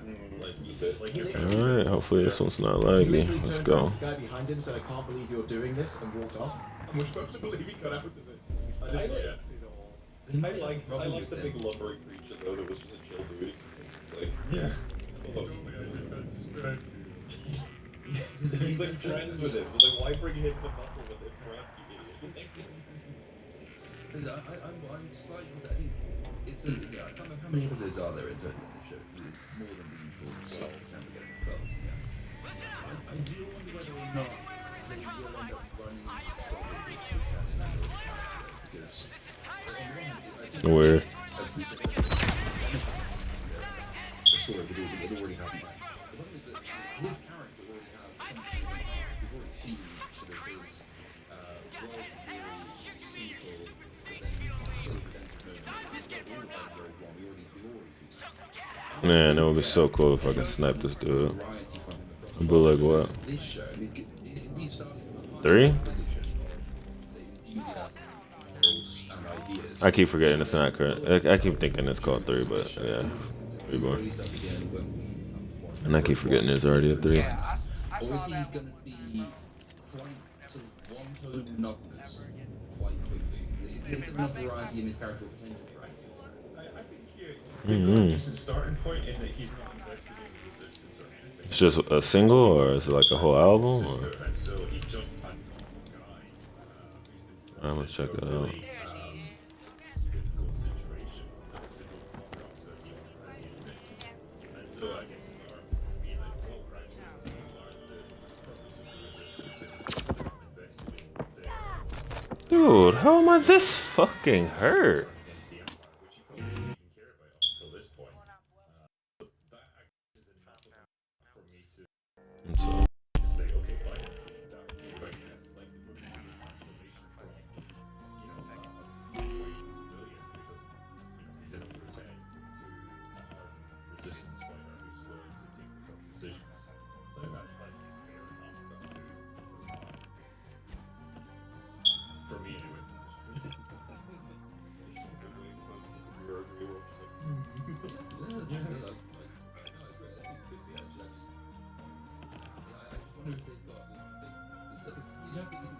You said you gotta rearrange your room? You'd still have to create. You'd have to create variety in character and experience anyway. You'd have to create sort of ebbs and flows in that character arc, which because it is a relatively muted one, that it's not grand ideals versus grand cities. By Hello Yassine? It's simple-minded, single-minded design of the system. Credit to. He's just a. You then still have to. He's a good YouTuber. Again, sort of within the style of the show. It's where then they have the understanding of subtlety. I didn't watch that one. I didn't care. I've heard that story too many To times. actually make that scene full for an entire 12 episode run. I agree that's a great premise for his character. It's whether or not that premise can actually translate into character itself. I mean, like we've seen other shows which have got premises for characters at the moment, which have just decided that the premise is enough and they don't actually have character work. Not looking at Galadriel at all when I'm saying that, but yeah, it is intriguing. It's nice to be sort of intrigued in a way that I wonder what new horrors this show will be next week. It is nice to actually be able to say, oh, it could be good. Who knows? We'll see. Yeah, we've got Well, next week's going to be interesting because aren't they Okay, doing let's this try episodes again. in like groups of 3? They're designed to. Damn, that dude was melting me. I'm sure someone said something about groups of 3. Like, I don't know if the directors are doing groups of 3 or something, or they think of each 3 as like. Set some traps over Because they were speaking here. about how they're going to handle the year system, because it's supposed to be over 5 years. I thought that was the series in total, real 5 years, not just the season. Yeah. They've like planned it out so that each year is going to be so many episodes. Maybe I was reading about season 2. If they do that wave format, you could get into the issue where each person thinks they will like it, just starts slow. Wow. Release 2 What are the episodes, odds of and then that? have everything in the third one, which could get Does anyone here even care by the time that like the effort they're gonna put in to try and make it so the final episode of this series leads into Rogue One? It's gonna be like, okay, it's fine. That I would rather just keep that distance between this and Rogue One. Like I would happily have this show finished a couple of years before the events of Rogue One. No problem, because yeah, like I'd almost not like to be reminded of where it's all leading. You know what I mean? Like I'd rather just see this as its own thing. Yeah, they do have this tendency that they're not comfortable with gaps or anything. And it's partly because this is the most easily monetizable era in Star Wars history. So of course there are many. If there is a gap, they will try and fill it because it's an opportunity to bring back like the iconic names. Dude, I can see this dude from across the map. That's funny. Oh, that's sick. I can't believe it. Can I zoom in more? I could've. Fuck, I could've popped that dude in the head.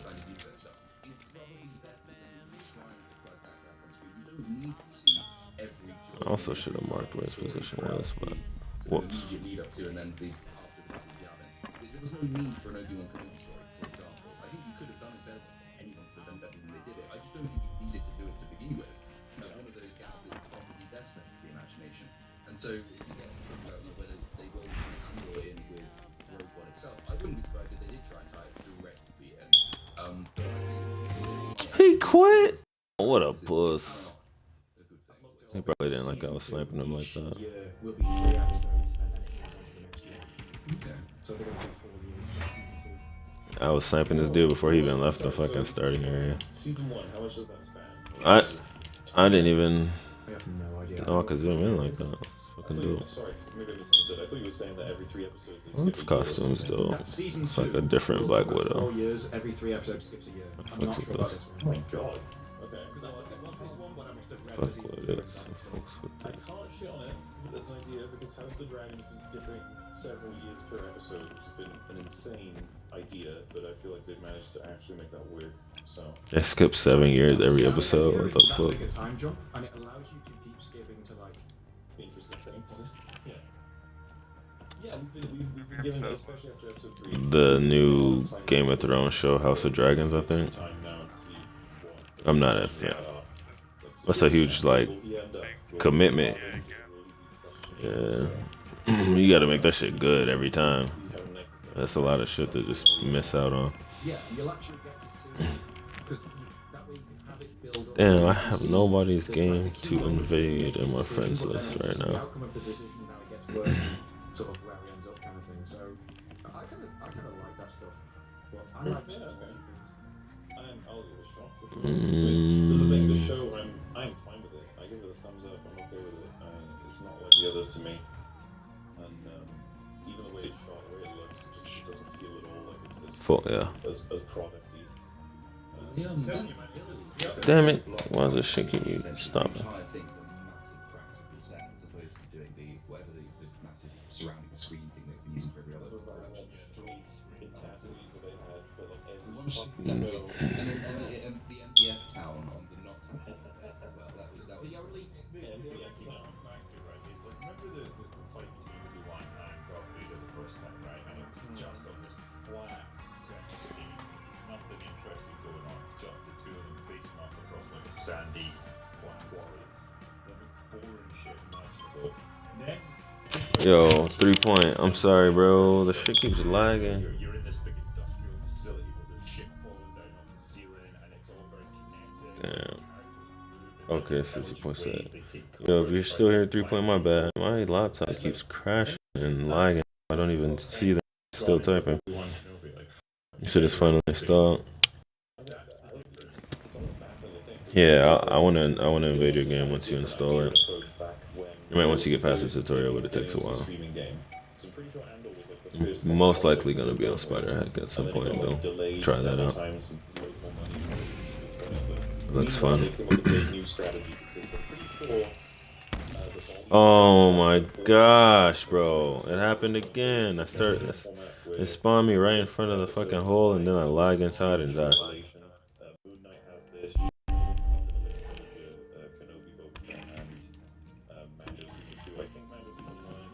Wow.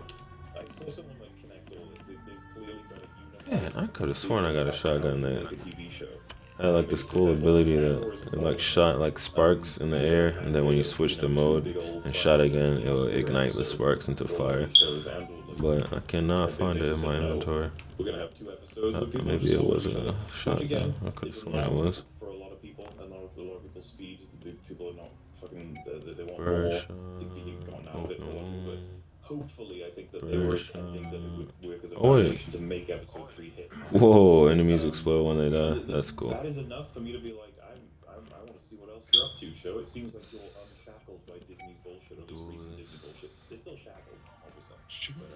There's kind of a meta problem with that. Whoa! Explosive decapitation. Headshots cause explosions. That's cool. Tell a story, it's just to hit the right note in the right place. I can't find that one gun. People's mere interest, like the most superficial interest, as opposed to investment in the story. The problem is it's become self-fulfilling because no one's really satisfied by the stories being told using that formula. The formula is now ubiquitous. You see a show that doesn't follow it, or which is slower, which doesn't give you that mandated action sequence every few minutes. People lose interest. Or they feel the absence of it because the show isn't simply trying to press their buttons at the right time, in the right place, in the right moment. And then if people get used to that, even if they're not satisfied by the show that utilize that device, they will be less satisfied. There is a risk of making you less satisfied or more bored or at least more. I keep doing that too. So I like that Andor isn't following that so It's also kind of annoying. More shows didn't follow that so far, but it might be that some people are already turned off from Andor by the fact it hasn't been following that so far. In which case, like, Disney does more like meta damage to storytelling than just telling shit stories. I think this is the problem though, in that if you want a mature show that's theoretically designed for adults, then you're going to have a trade-off there, where it requires that extra level of attention, and perhaps a little bit more effort to get into it than what you get with that, like, wham bam, thank you man, approach with other shows where there's explosions every 2 minutes, and like you say, there has to be those mandated action scenes, and it's really simplistic storytelling, and nothing's too demanding. But man, I know which one I'd rather have. I'd rather take the show that requires that little bit more effort to get into, but ultimately is far more rewarding further down the line. I just hope that I hope they're able to maintain that. I hope this isn't just a bait and switch. Another thing that sorry, just really quick, because of what we were just talking about, the approach was given to Andor for this, as opposed to Kenobi. It would be nice if we'd switched them. I die. I just. Stage, you know what I mean? When you're trying to go like, well, we need this point in episode 5, this point in episode 3 specifically, it's like I think the intention of what you're trying to do shines through into your work. So you immediately start thinking of how can I get to this place, rather than what would this character do in this scenario. And so that's why you end up with characters who just seem to be wandering around doing actions that don't make any sense and don't fit into any character in particular, which makes everything fall apart. Rather than putting the character in a position and then thinking from their personality, from their point of view, what decisions would they make next. And I think when they've gone entirely different. Holy guacamole, Batman. I'm not a writer, but to me that makes it seem like I'm not gonna lie, I just got fucked up. I killed myself. Because you're doing what the character wants, what the character would rather than what you want them to do. Don't you hate chafing, bro? I hate chafing, bro. Nothing's more uncomfortable than chafing in your own britches, man. I tell you what. Alright, man, what's up, man? Circle jerk on me.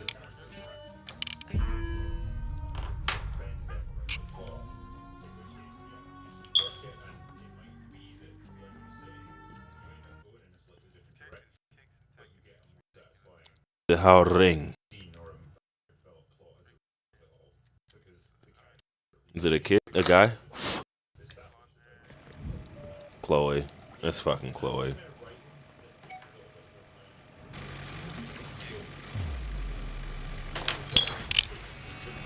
Oh, time to invade another motherfucker. None of that. It was like all about getting it done to time scale, delivering something to a schedule. And that's all it is. That's why they're so shit. Because none of the characters are themselves. They're just doing whatever the plot needs them to do to make things happen. Jeez, man. Yeah, it's So laggy. almost not even TV shows. Speaking of things that are really even considered TV shows, She-Hulk. I kid you not, man. Like, I'm sure you've all watched it and you're kind of up to date, but like episode Why? 5 or 6. He's- like, Copyright one. 6 is the new one, yeah. What is- That triggers some kind of existential crisis. What? Like, you know if you torture But this someone, thing's not even. and I have. And they'll kind of have like almost like an out of body experience, like their nervous system and their mind can't take it anymore, and they just kind of remove themselves from what they're experiencing. But I feel like that's what I went through with this show, and like I eventually jumped back into my body at the end, and I was like, holy shit, this was actually a TV show. Like I'm watching the show. This isn't torture. This isn't some kind of purgatory that I've been condemned to. This is a show that people made for entertainment. How was this allowed to happen? I mean, this is practically a war crime. This show is genuinely one of the worst things I've ever seen on TV. And it cost millions. I definitely saw this guy. I think this is someone's personal Let's just blog go. in visual form. Like, actually, like, everyone, you know when you're like, everyone will relate to this, and I was like, no, that's just you. That's what this show is. Yeah. I was just about to say, episode 6 of where I was thinking to myself, like, I'm so tired of learning about how shitty new writers are, not just in terms of their talent, but their values. Like, I'm bored of knowing exactly what you think should happen. That's why he did that. What a fucking pussy, man. And just, it's like, oh, wouldn't it suck if you went to I knew he knew what he was doing. He literally just baited over there. so mean, poor Jen. It's like, is this for like babies? Like, who wrote? Like, why? It's oh, it was so childish. This episode. I was having. The whole show is this show was written by people who are either retarded or they just have the mindset children, and it's I don't know what even to compare it to. It's like if they said to us right now, we're gonna start shooting in 10 minutes. Like, just give us a show. Just make something happen. And we had 10 minutes to come up with a show with events happening in it. That's the level of like stupidity that's involved here. Like, this episode is just a pointless diversion into nothing. So, you know, the main character, she goes to a wedding with a friend, and she shows up as the Hulk, and her friend's jealous, and then she shows up as herself in clothes that somehow still fit, even though that they were designed for the Hulk, who's like 3 feet tall. Then Titanium.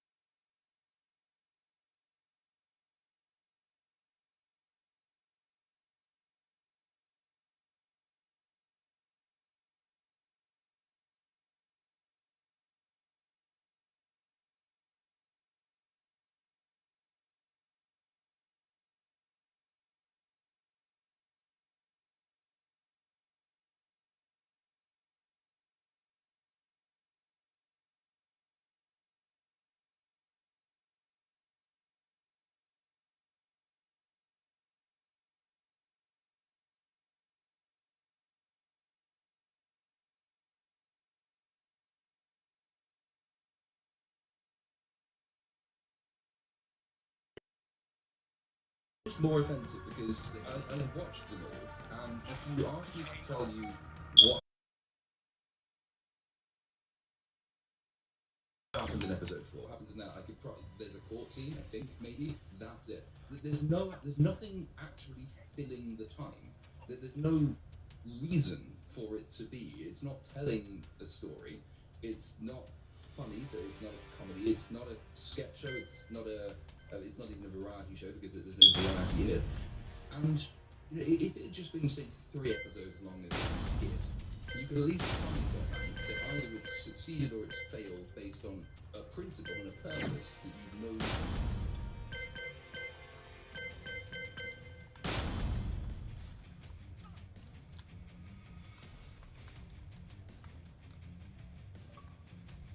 you've identified that's quite clearly there. But it keeps going on, and it goes on, and it goes on, and it goes on, and it's like there's no reason for any of this. It's not even failing to achieve a point, because there isn't a point for it to miss. It's just a thing that just goes and goes and goes. I don't understand why they why is it even this long? Why are there so many episodes? What was the purpose behind giving them, however, like, is it 10 episodes again? Oh, I don't Christ, understand it's how not this got. 10, is it? I have a feeling I thought it must was be 9. I thought.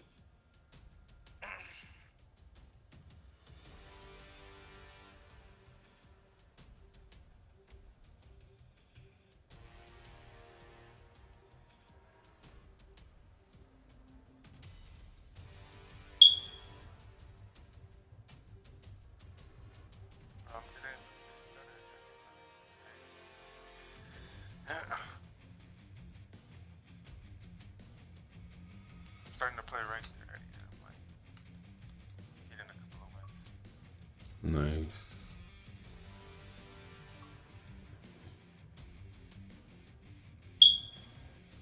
We'll see, 'cause I'm already in the match.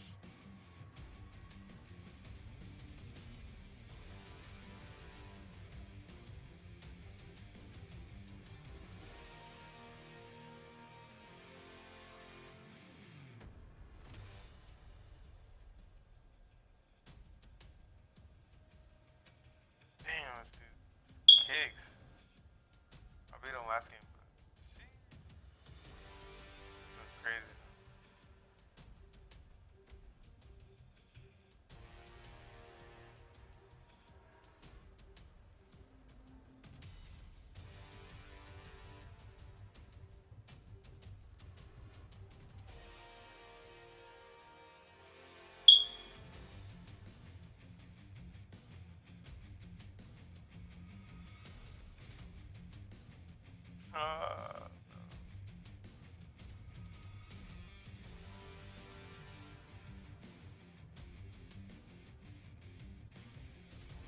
Oh, shit.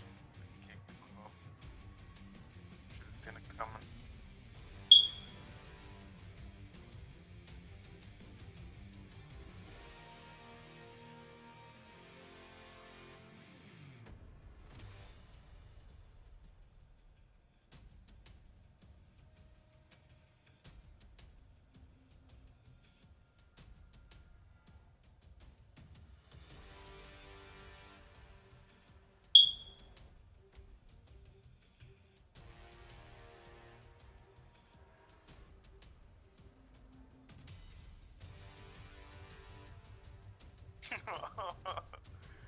Dude, I upgraded out of this special. Oh, man.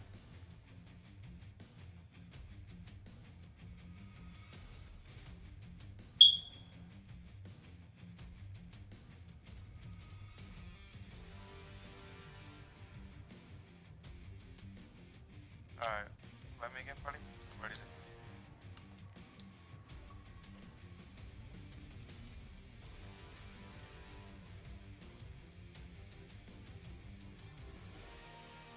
Yes.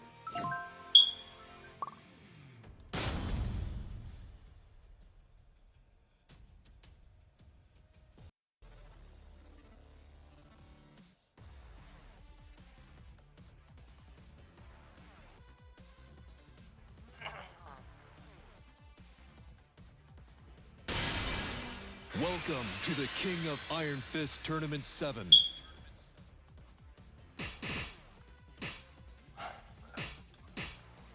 Sergey Dragonov. Mm-hmm. Mm-hmm. I smoked and oh wait, I told you about this actually. What? Get ready for the next battle. Yeah, no cap. Jelly bean. That's the difference. Oh yeah, you did. It's like 2/3 of the way through. And the I've been like there's really more episodes. It's weird. I sit there and I watch it, and it is like 10 minutes is as long as 10 days. Every time just seems to stop. And I keep looking back and looking away. I think it must be over soon. I'm going to get distracted. I'm going to procrastinate. I'm going to look at something else. I look back and only 30 seconds has passed, and it's so much longer than that. Like, to give an example, Round 1. Fight.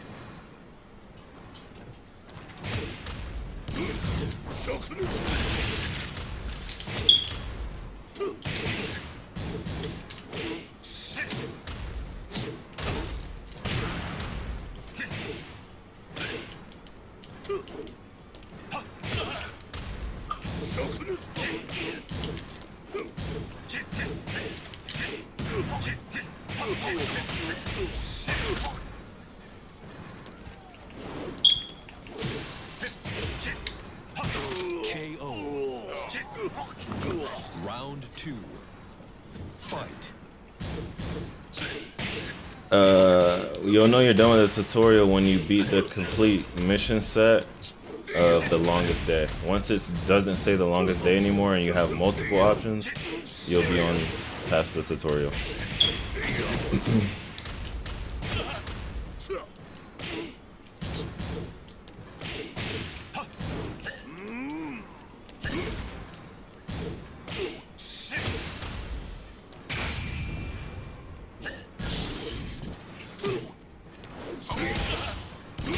KO. Round 3. Like I said, it takes a while. So they're literally getting you familiar with the entire game systems as a whole. Like they're not just teaching you like this is how you shoot and use your powers. Now go out there and figure it out. Like, there's a lot of different unique systems to that game.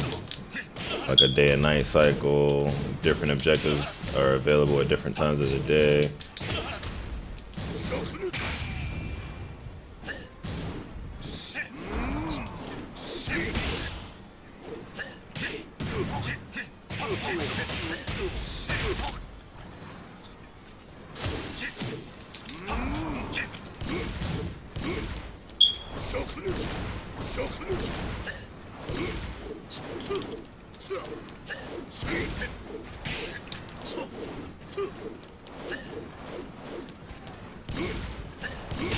KO.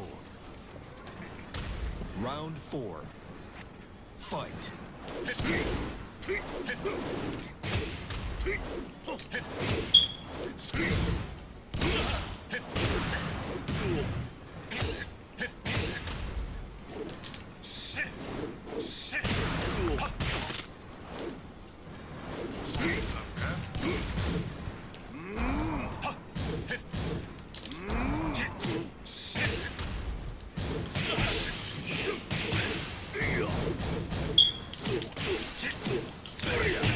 KO.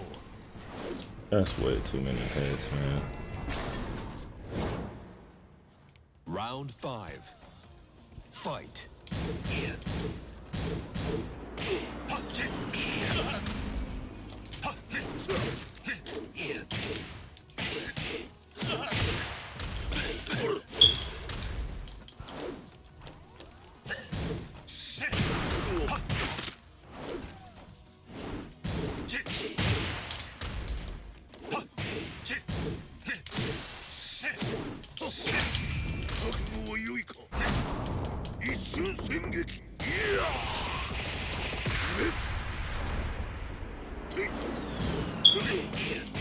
KO.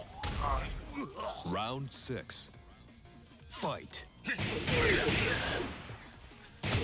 Jesus, that was like a quarter of my health. What the fuck?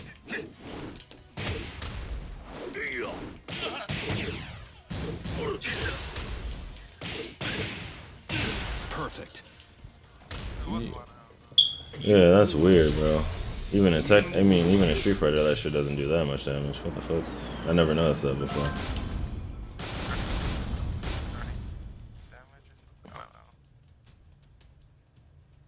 Must have been like a counter hit with like a close range, whatever attack. Like Don't pull the bounce, bro. Don't pull the bounce, bro. Just let it go. like Don't let it. Don't do it, bro. Don't do it. I know. That's what bounce does too. That's what the bounce does too. It's like if explainable shit happened. He's like, nah, bro, I just did this thing, or I probably just figured out some thing. I'm like, oh god. Sergey Dragonov. You threw out a Hadouken. You threw out a Hadouken, bro. I was nowhere near you. I was nowhere near you. I was nowhere near your character, bro. So what would it be countering? Just me standing there? I don't know, man. Akuma is legitimately a problem in this game. Like, not just by my standards, but like by pro player standards and just the general tech and audience standards. So it's just probably one of those things. It's probably one of those things that people just hate.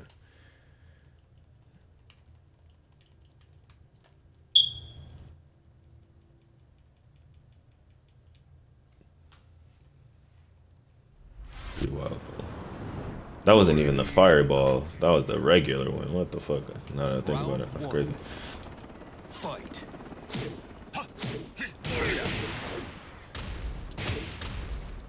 See, that was weaker than the fucking fireball. What the fuck?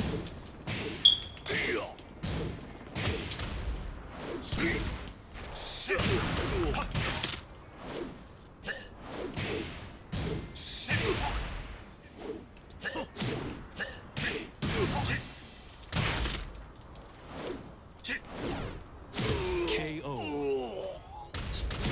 Round 2. Fight.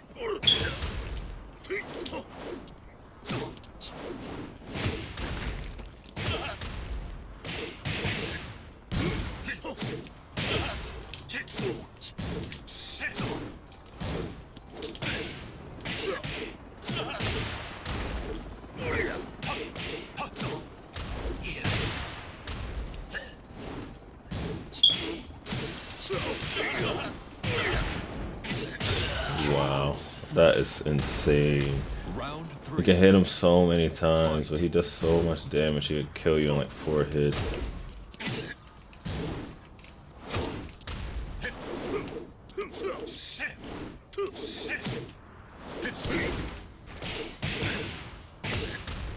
Wow, that's just 3 hits. Oh shit. Gotta do grabs just to keep up.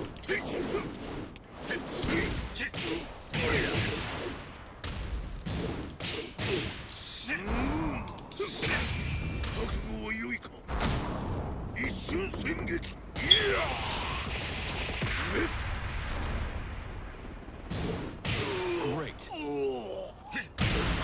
Round 4. Fight.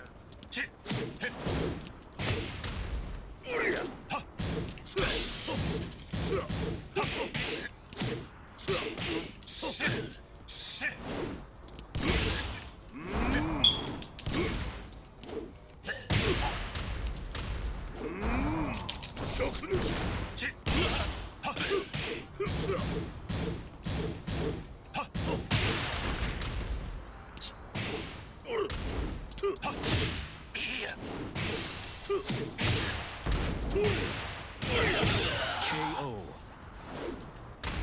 Round 5. Fight.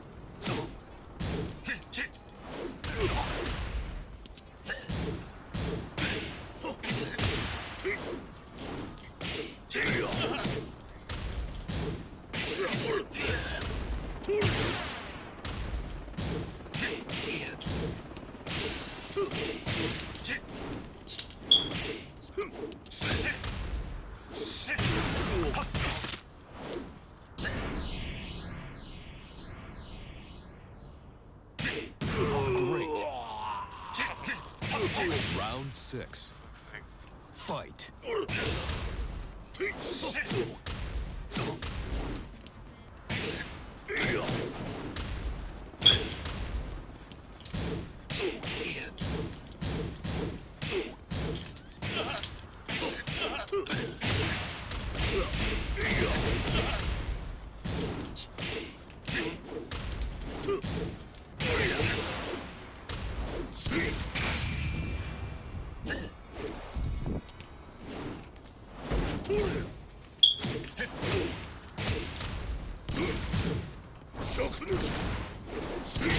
KO.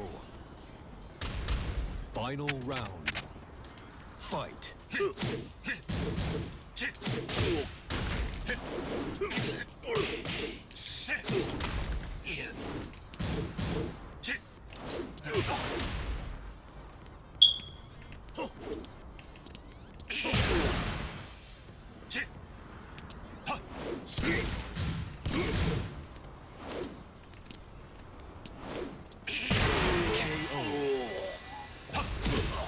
You win.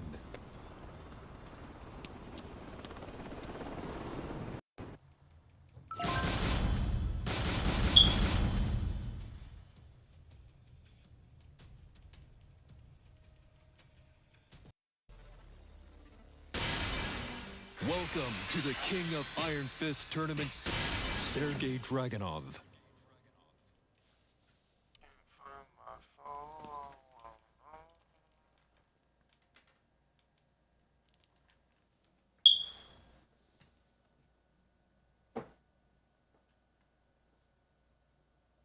Where is my phone? It's like, hey, here's a setup. Mr. Immortal, he kills himself whenever he finds his relationships have gone too difficult, and now he's being sued because of all the different people he's screwed over by not actually being dead as he recovers. It's like, what? Why? Oh, but when the lawyers were just screaming at him in the lawyer's office, I don't blame him for jumping out that window. Yeah, I would.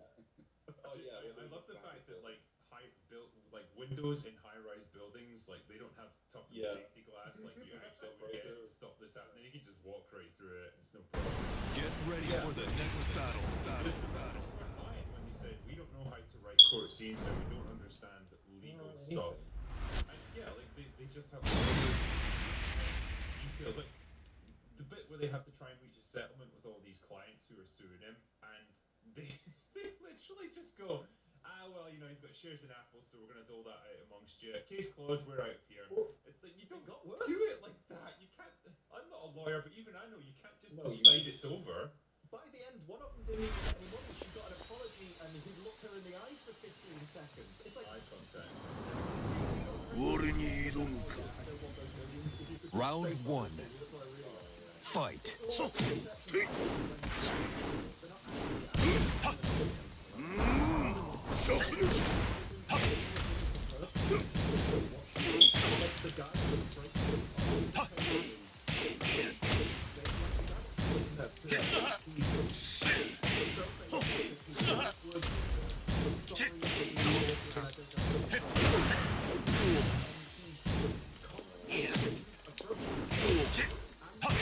KO.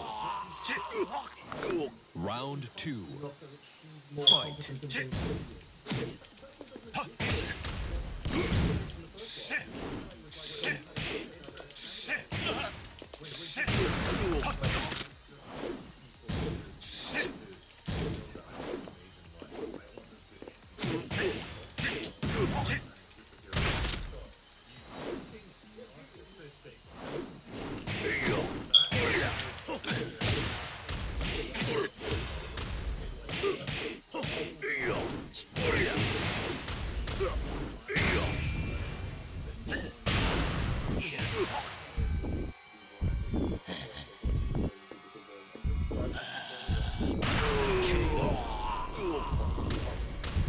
Round three. Fight.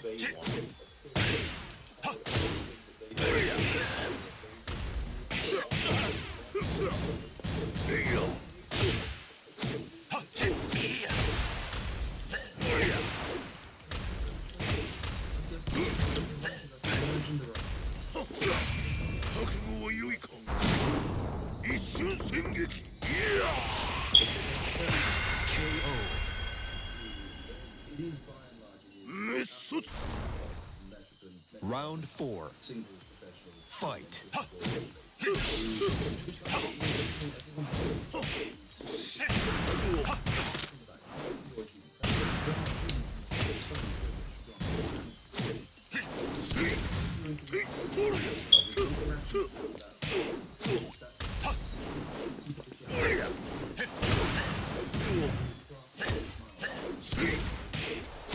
KO. Round 5. Fight.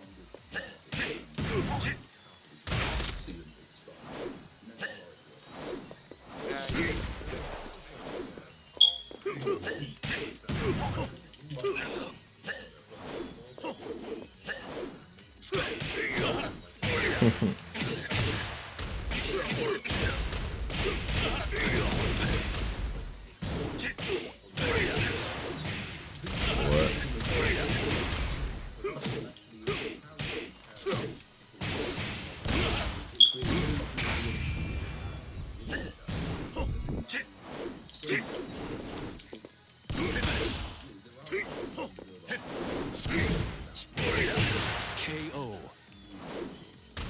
Round 6. Fight.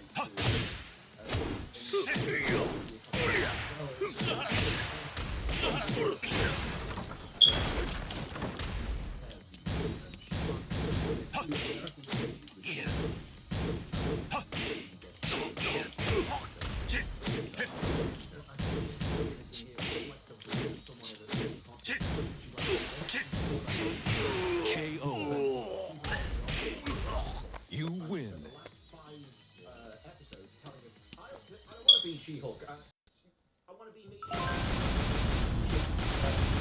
She's always willing to use She-Hulk to get whatever she wants, whether it be to swipe profile or this. When she wants everyone to say how amazing she is, yeah, I just want to be She-Hulk again all of a sudden.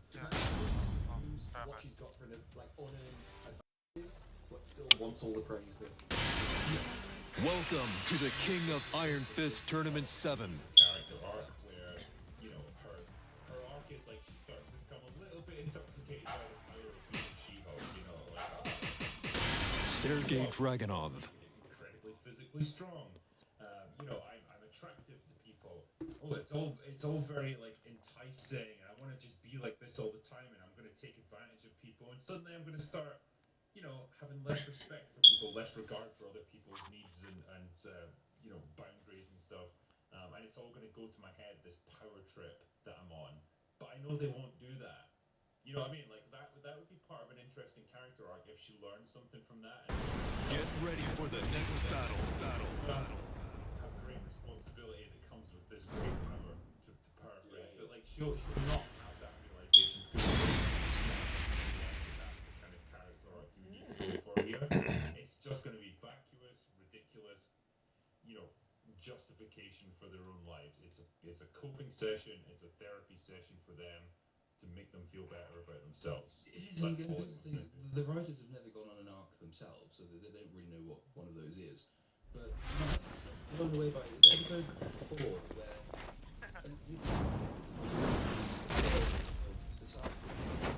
Round 1. Fight.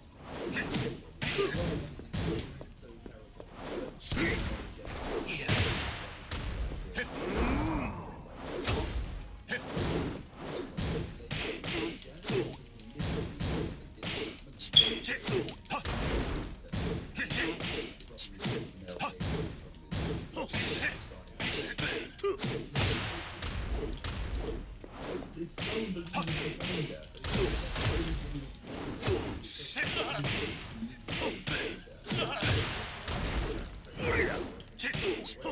KO. Round 2. Fight.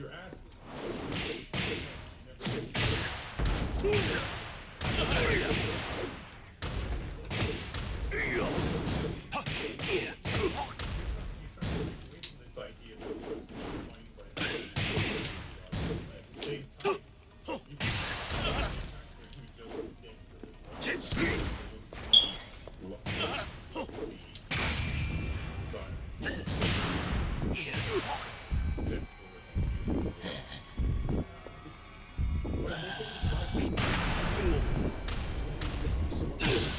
KO.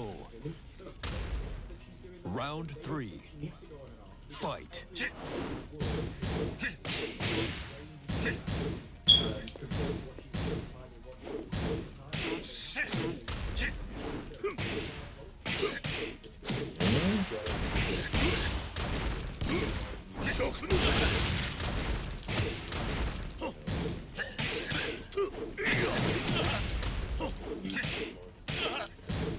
Man, how the fuck does a hard punch hit me if I'm crouching and punching? KO. What the fuck? Round 4. Fight. It's like the world.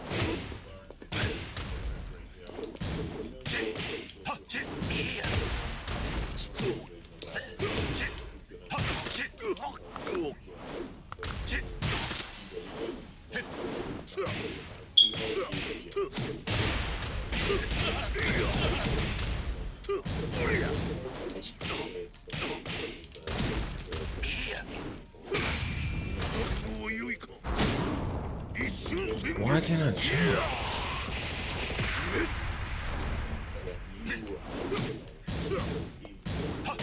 KO. Round 5. Fight.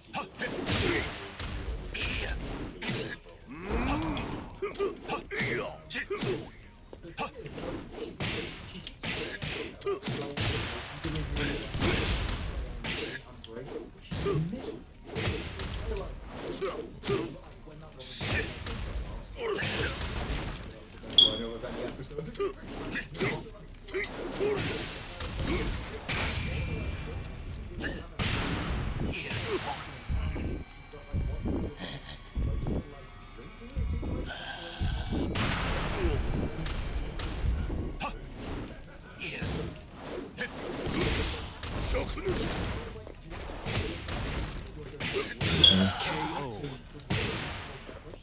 Round 6. Fight.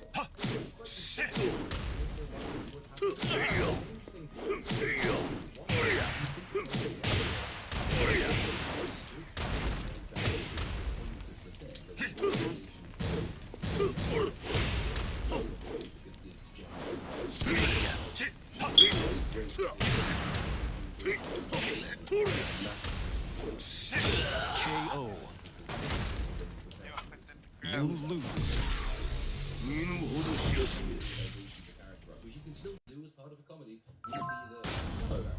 Have you tried any actual Tekken characters, or is Akuma the only character you play? Oh my gosh, I should not be surprised. Welcome to the King of Iron Fist Tournament 7. Sergey Dragonov.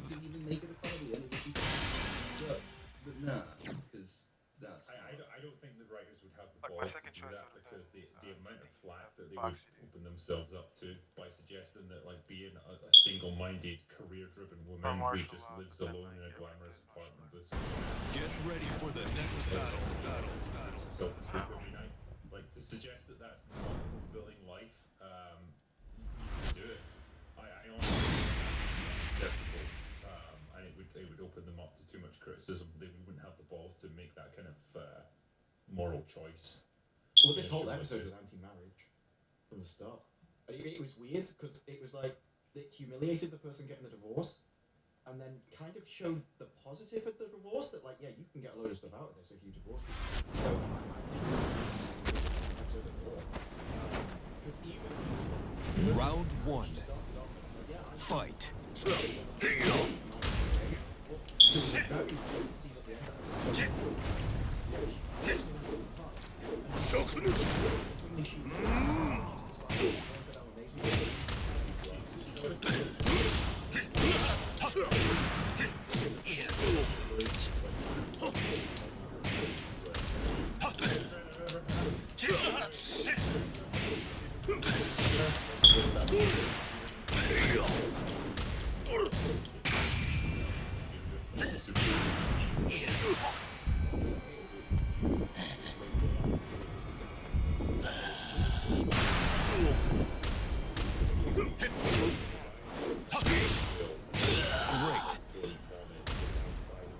Round 2.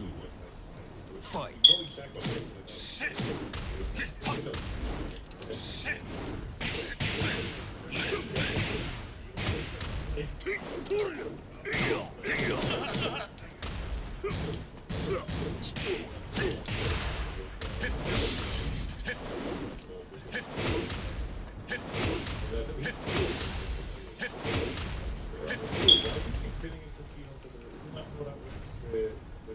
form is in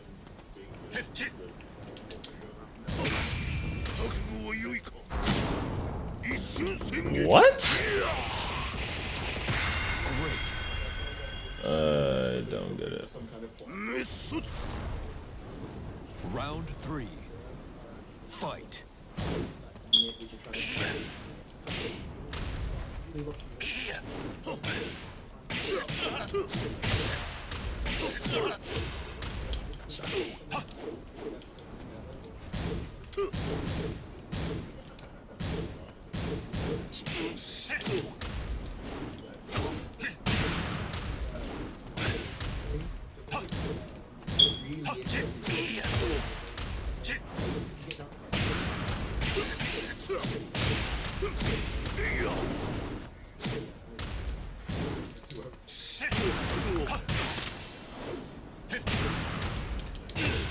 Oh my god. Round 4. Fight.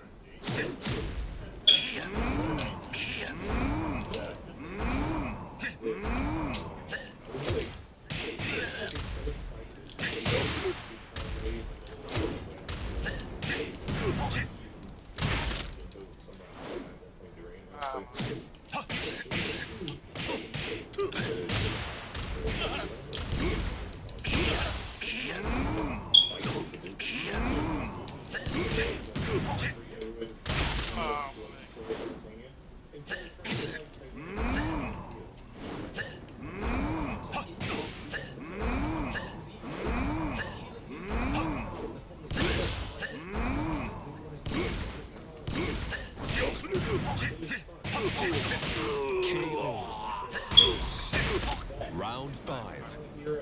Fight.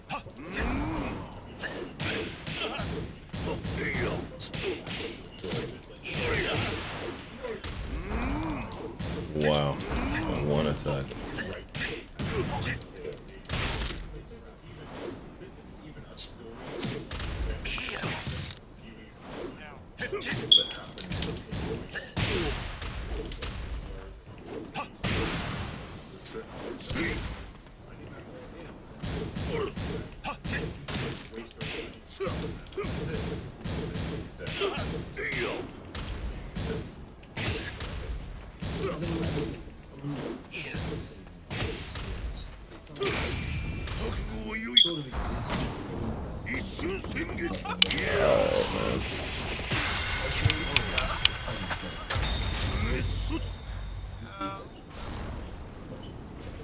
You lose. Nasty feeling that given that they can sort of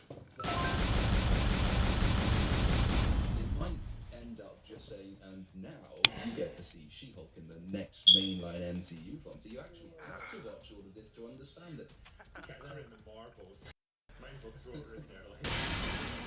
Welcome to the King of Iron Fist Tournament 7. Sergei Dragonov. All in there, and again, try and parcel it off as a thing that no one actually has to see. They keep talking about the Avengers. Like, in an interview, what is it, Tatiana has said she wanted to be in the Avengers. They've already said she's in the Avengers in this series, so it's what they're angling for. I was going to say, like, you're probably going to be about 60 years old. Get ready for the next battle. 35. It's like, and it's unfair to criticize someone's appearance, I know, but like, those close-up shots you get of her, I was like, you're at least 45 years old, surely, but no, like, I don't know if they aged her up or something for this show to try and make her look dowdy or something, but I think they definitely make her look worse, not only to make She-Hulk look better, but to make Titania look better. There was a scene where she walks into applied with a trowel, and then Round 1. Fight.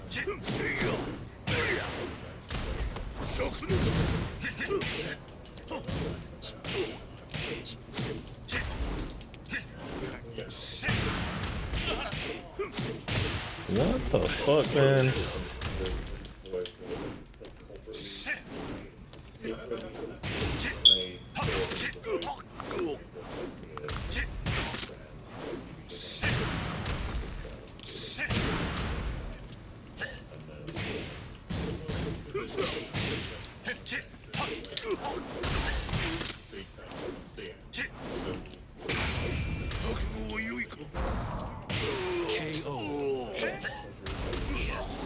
2. Fight.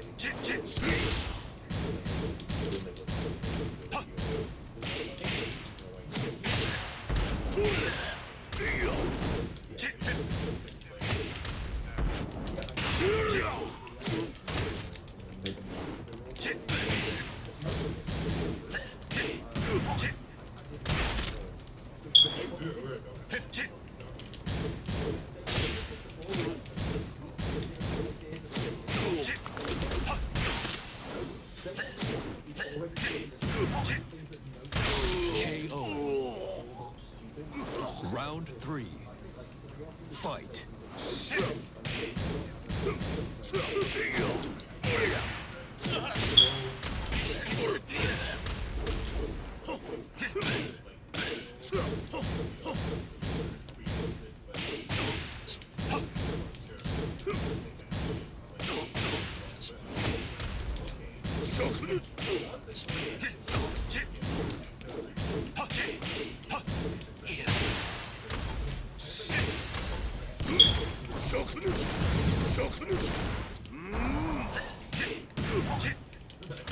KO.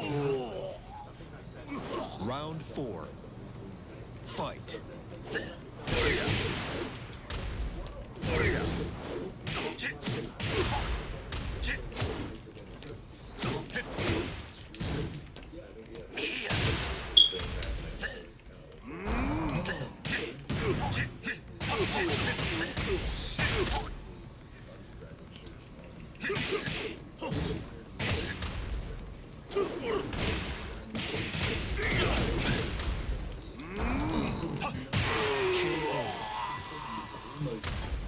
You win.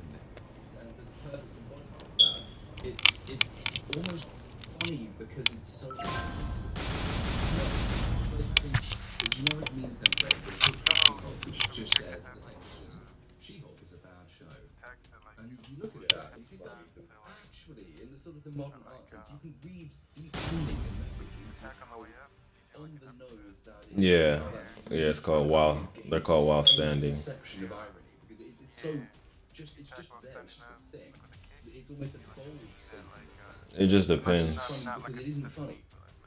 It's just corporate memes are not a thing I want to take on.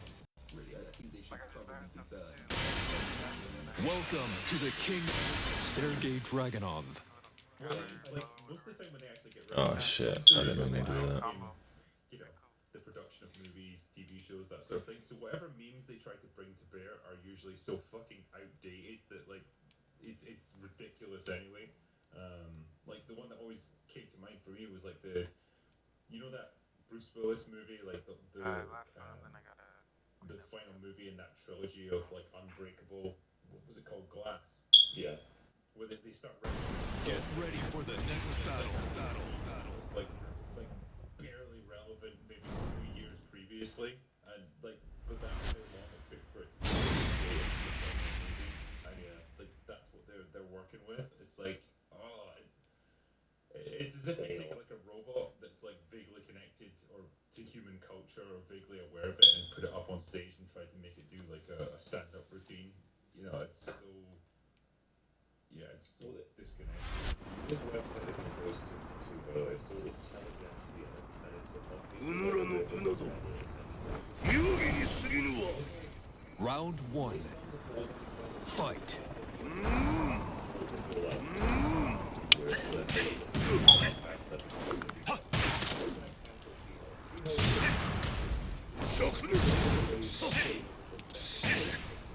Dude, I hate that I'm doing like a sweep and I'm getting punched by low punches or mid punches.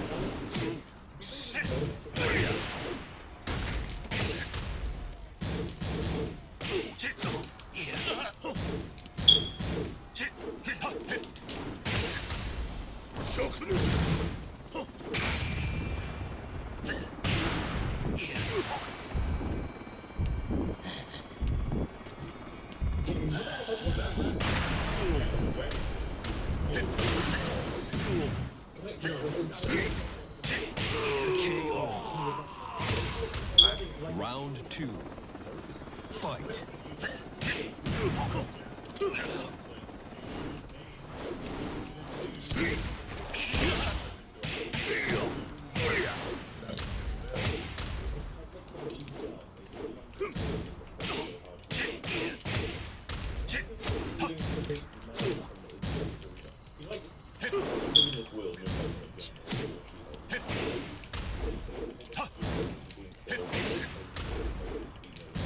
the fuck? And someone else.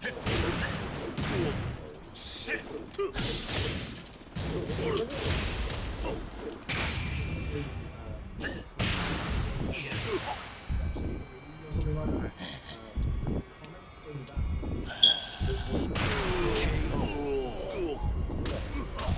Round 3. Fight.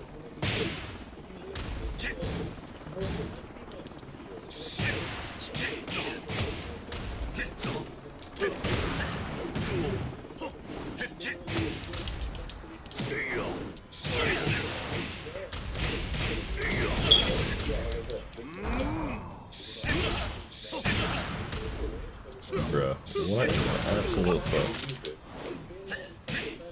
KO. Round 4. Fight.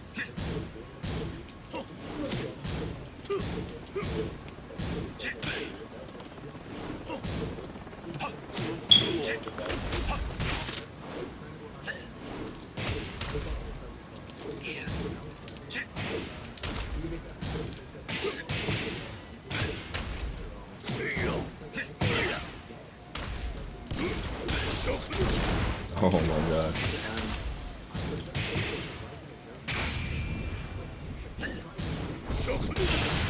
KO.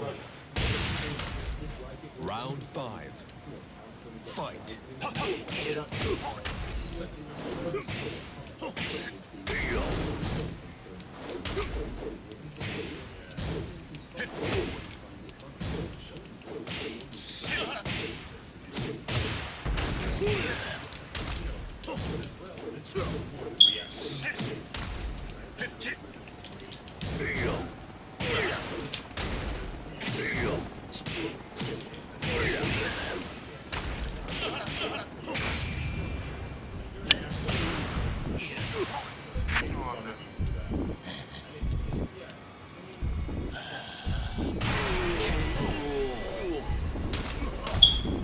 You win. I think I mentioned this on Twitter. People that I've spoken to, like within Marvel, who've worked on a couple of different shows for them, basically explained like Ms. Marvel was originally supposed to come out now. Welcome to the King of Iron Fist Tournament 7. Sergei Dragonov. Seasons of She-Hulk, and it was so ridiculously awful that they had to go back and like definitely try and reshoot it and re-edit it to cut it into something halfway coherent. And as a result, Ms. Marvel was rushed out to try and compensate for that. That is why I think a lot of the CGI. Like,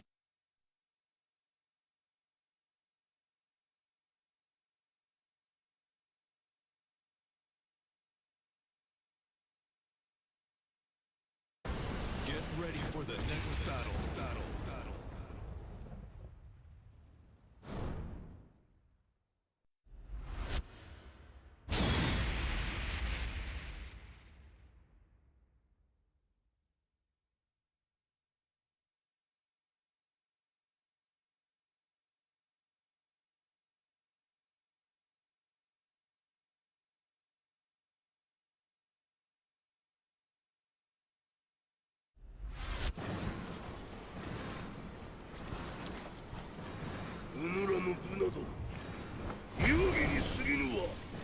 Round 1. Fight.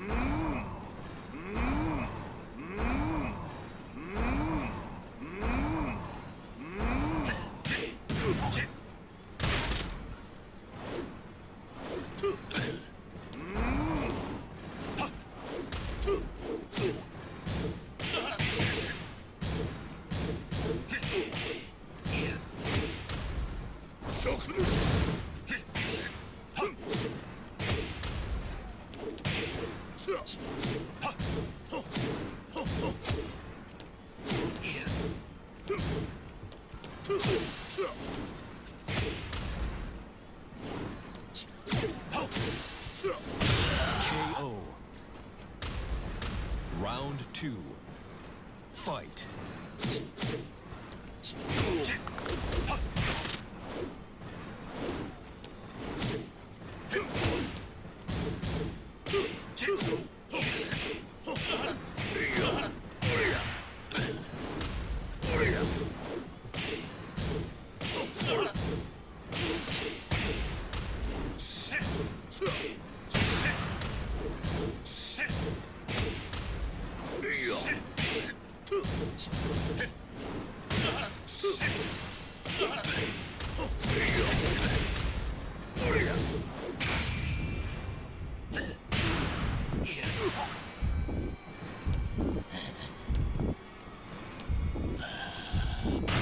Great.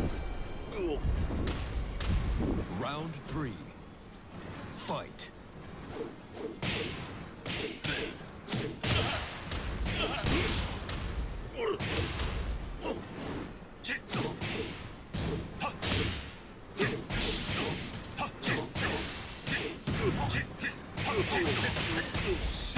KO. Round 4. Fight.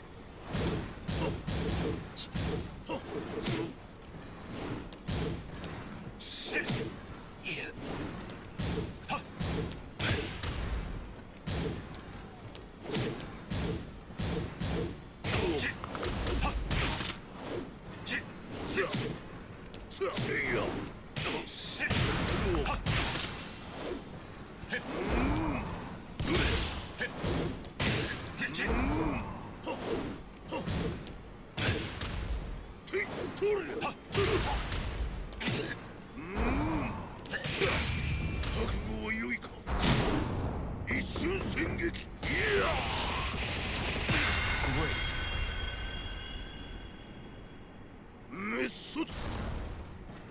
Round 5. Fight. Great.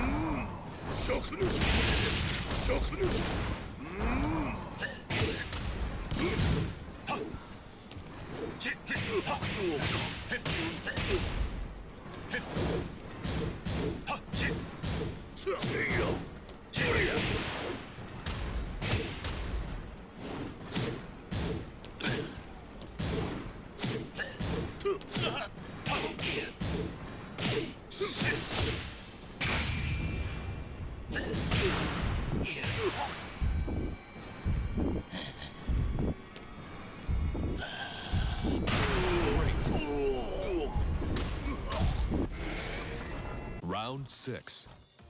Fight.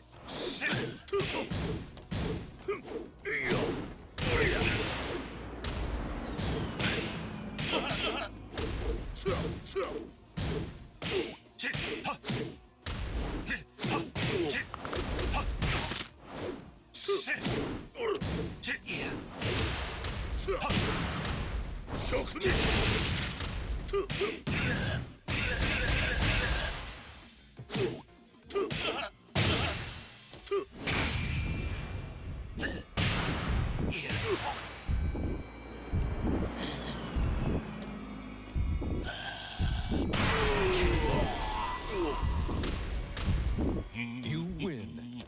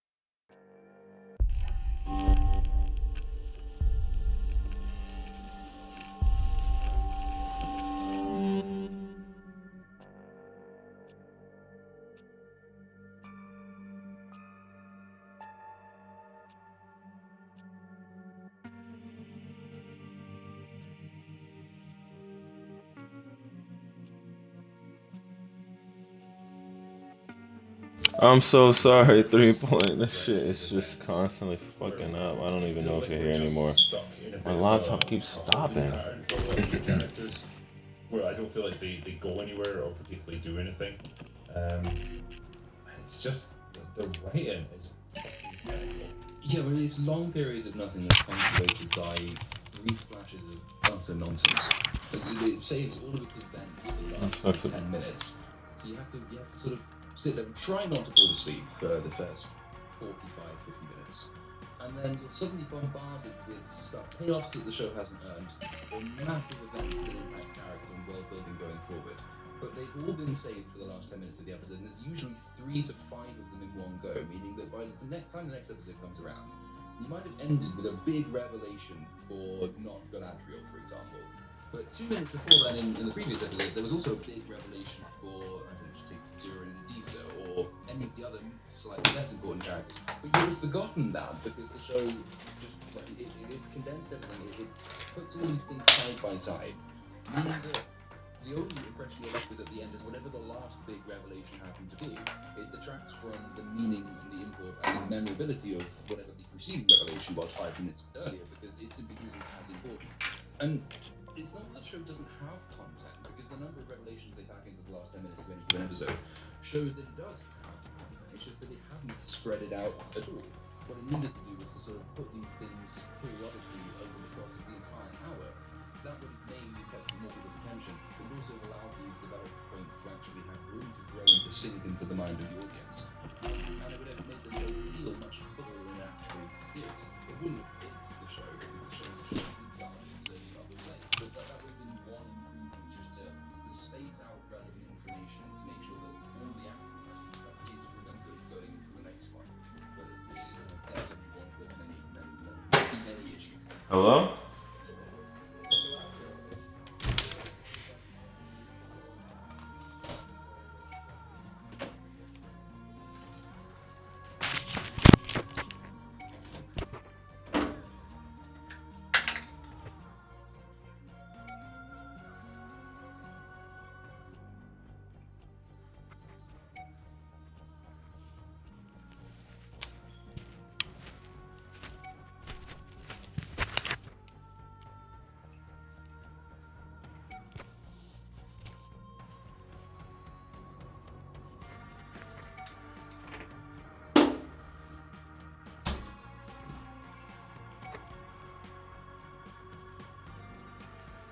Hello? Hello?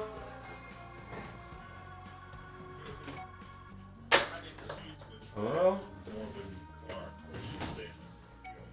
Okay, I guess. What's good, Chrono Mod? What's up, bro? Chrono Man, what's up? How you doing? Welcome to the stream. Yo, sorry guys, my stream keeps resetting, so I keep missing the chat. She deals with people that she needs to win Before it goes. within their cooperation. Nah, my girl just got here. I was trolling her. What you would learn to do after being alive for thousands of years. She's a petulant teenager. Yeah, I'm sorry guys. Stream's all messed up. My headset's all fucked Not up. how someone of that stature and that age should act. But that's the only writers can conjure, because that's what they think. Hello? It creates problems for the rest of the world as well, because she's being. Alright guys, I'm actually about to go head out to the store. I'll be back pretty soon though. Now that I can stream this game, it'll make this a lot more enjoyable for me to be able to talk to people. This is Deathloop. It just released on the Game Pass.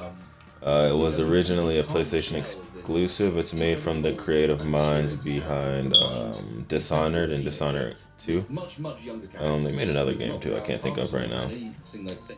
But yeah, this game is basically a Dishonored versus mode in an open world setting, just like previous Dishonors have been, but now they throw another character, another player at you that's hunting you down with similar abilities and stuff, so it's pretty cool. I've been playing as the killer invading other people's games, just trying to figure out how it all works. But yeah, bro, give me a follow. I'm on Twitch, YouTube, TikTok. I upload pretty often. I'll be back in about an hour, maybe sooner, okay? You guys have a good day though. I appreciate you all being here. 3 Point, thanks again, bro. Chrono, thank you for joining us today.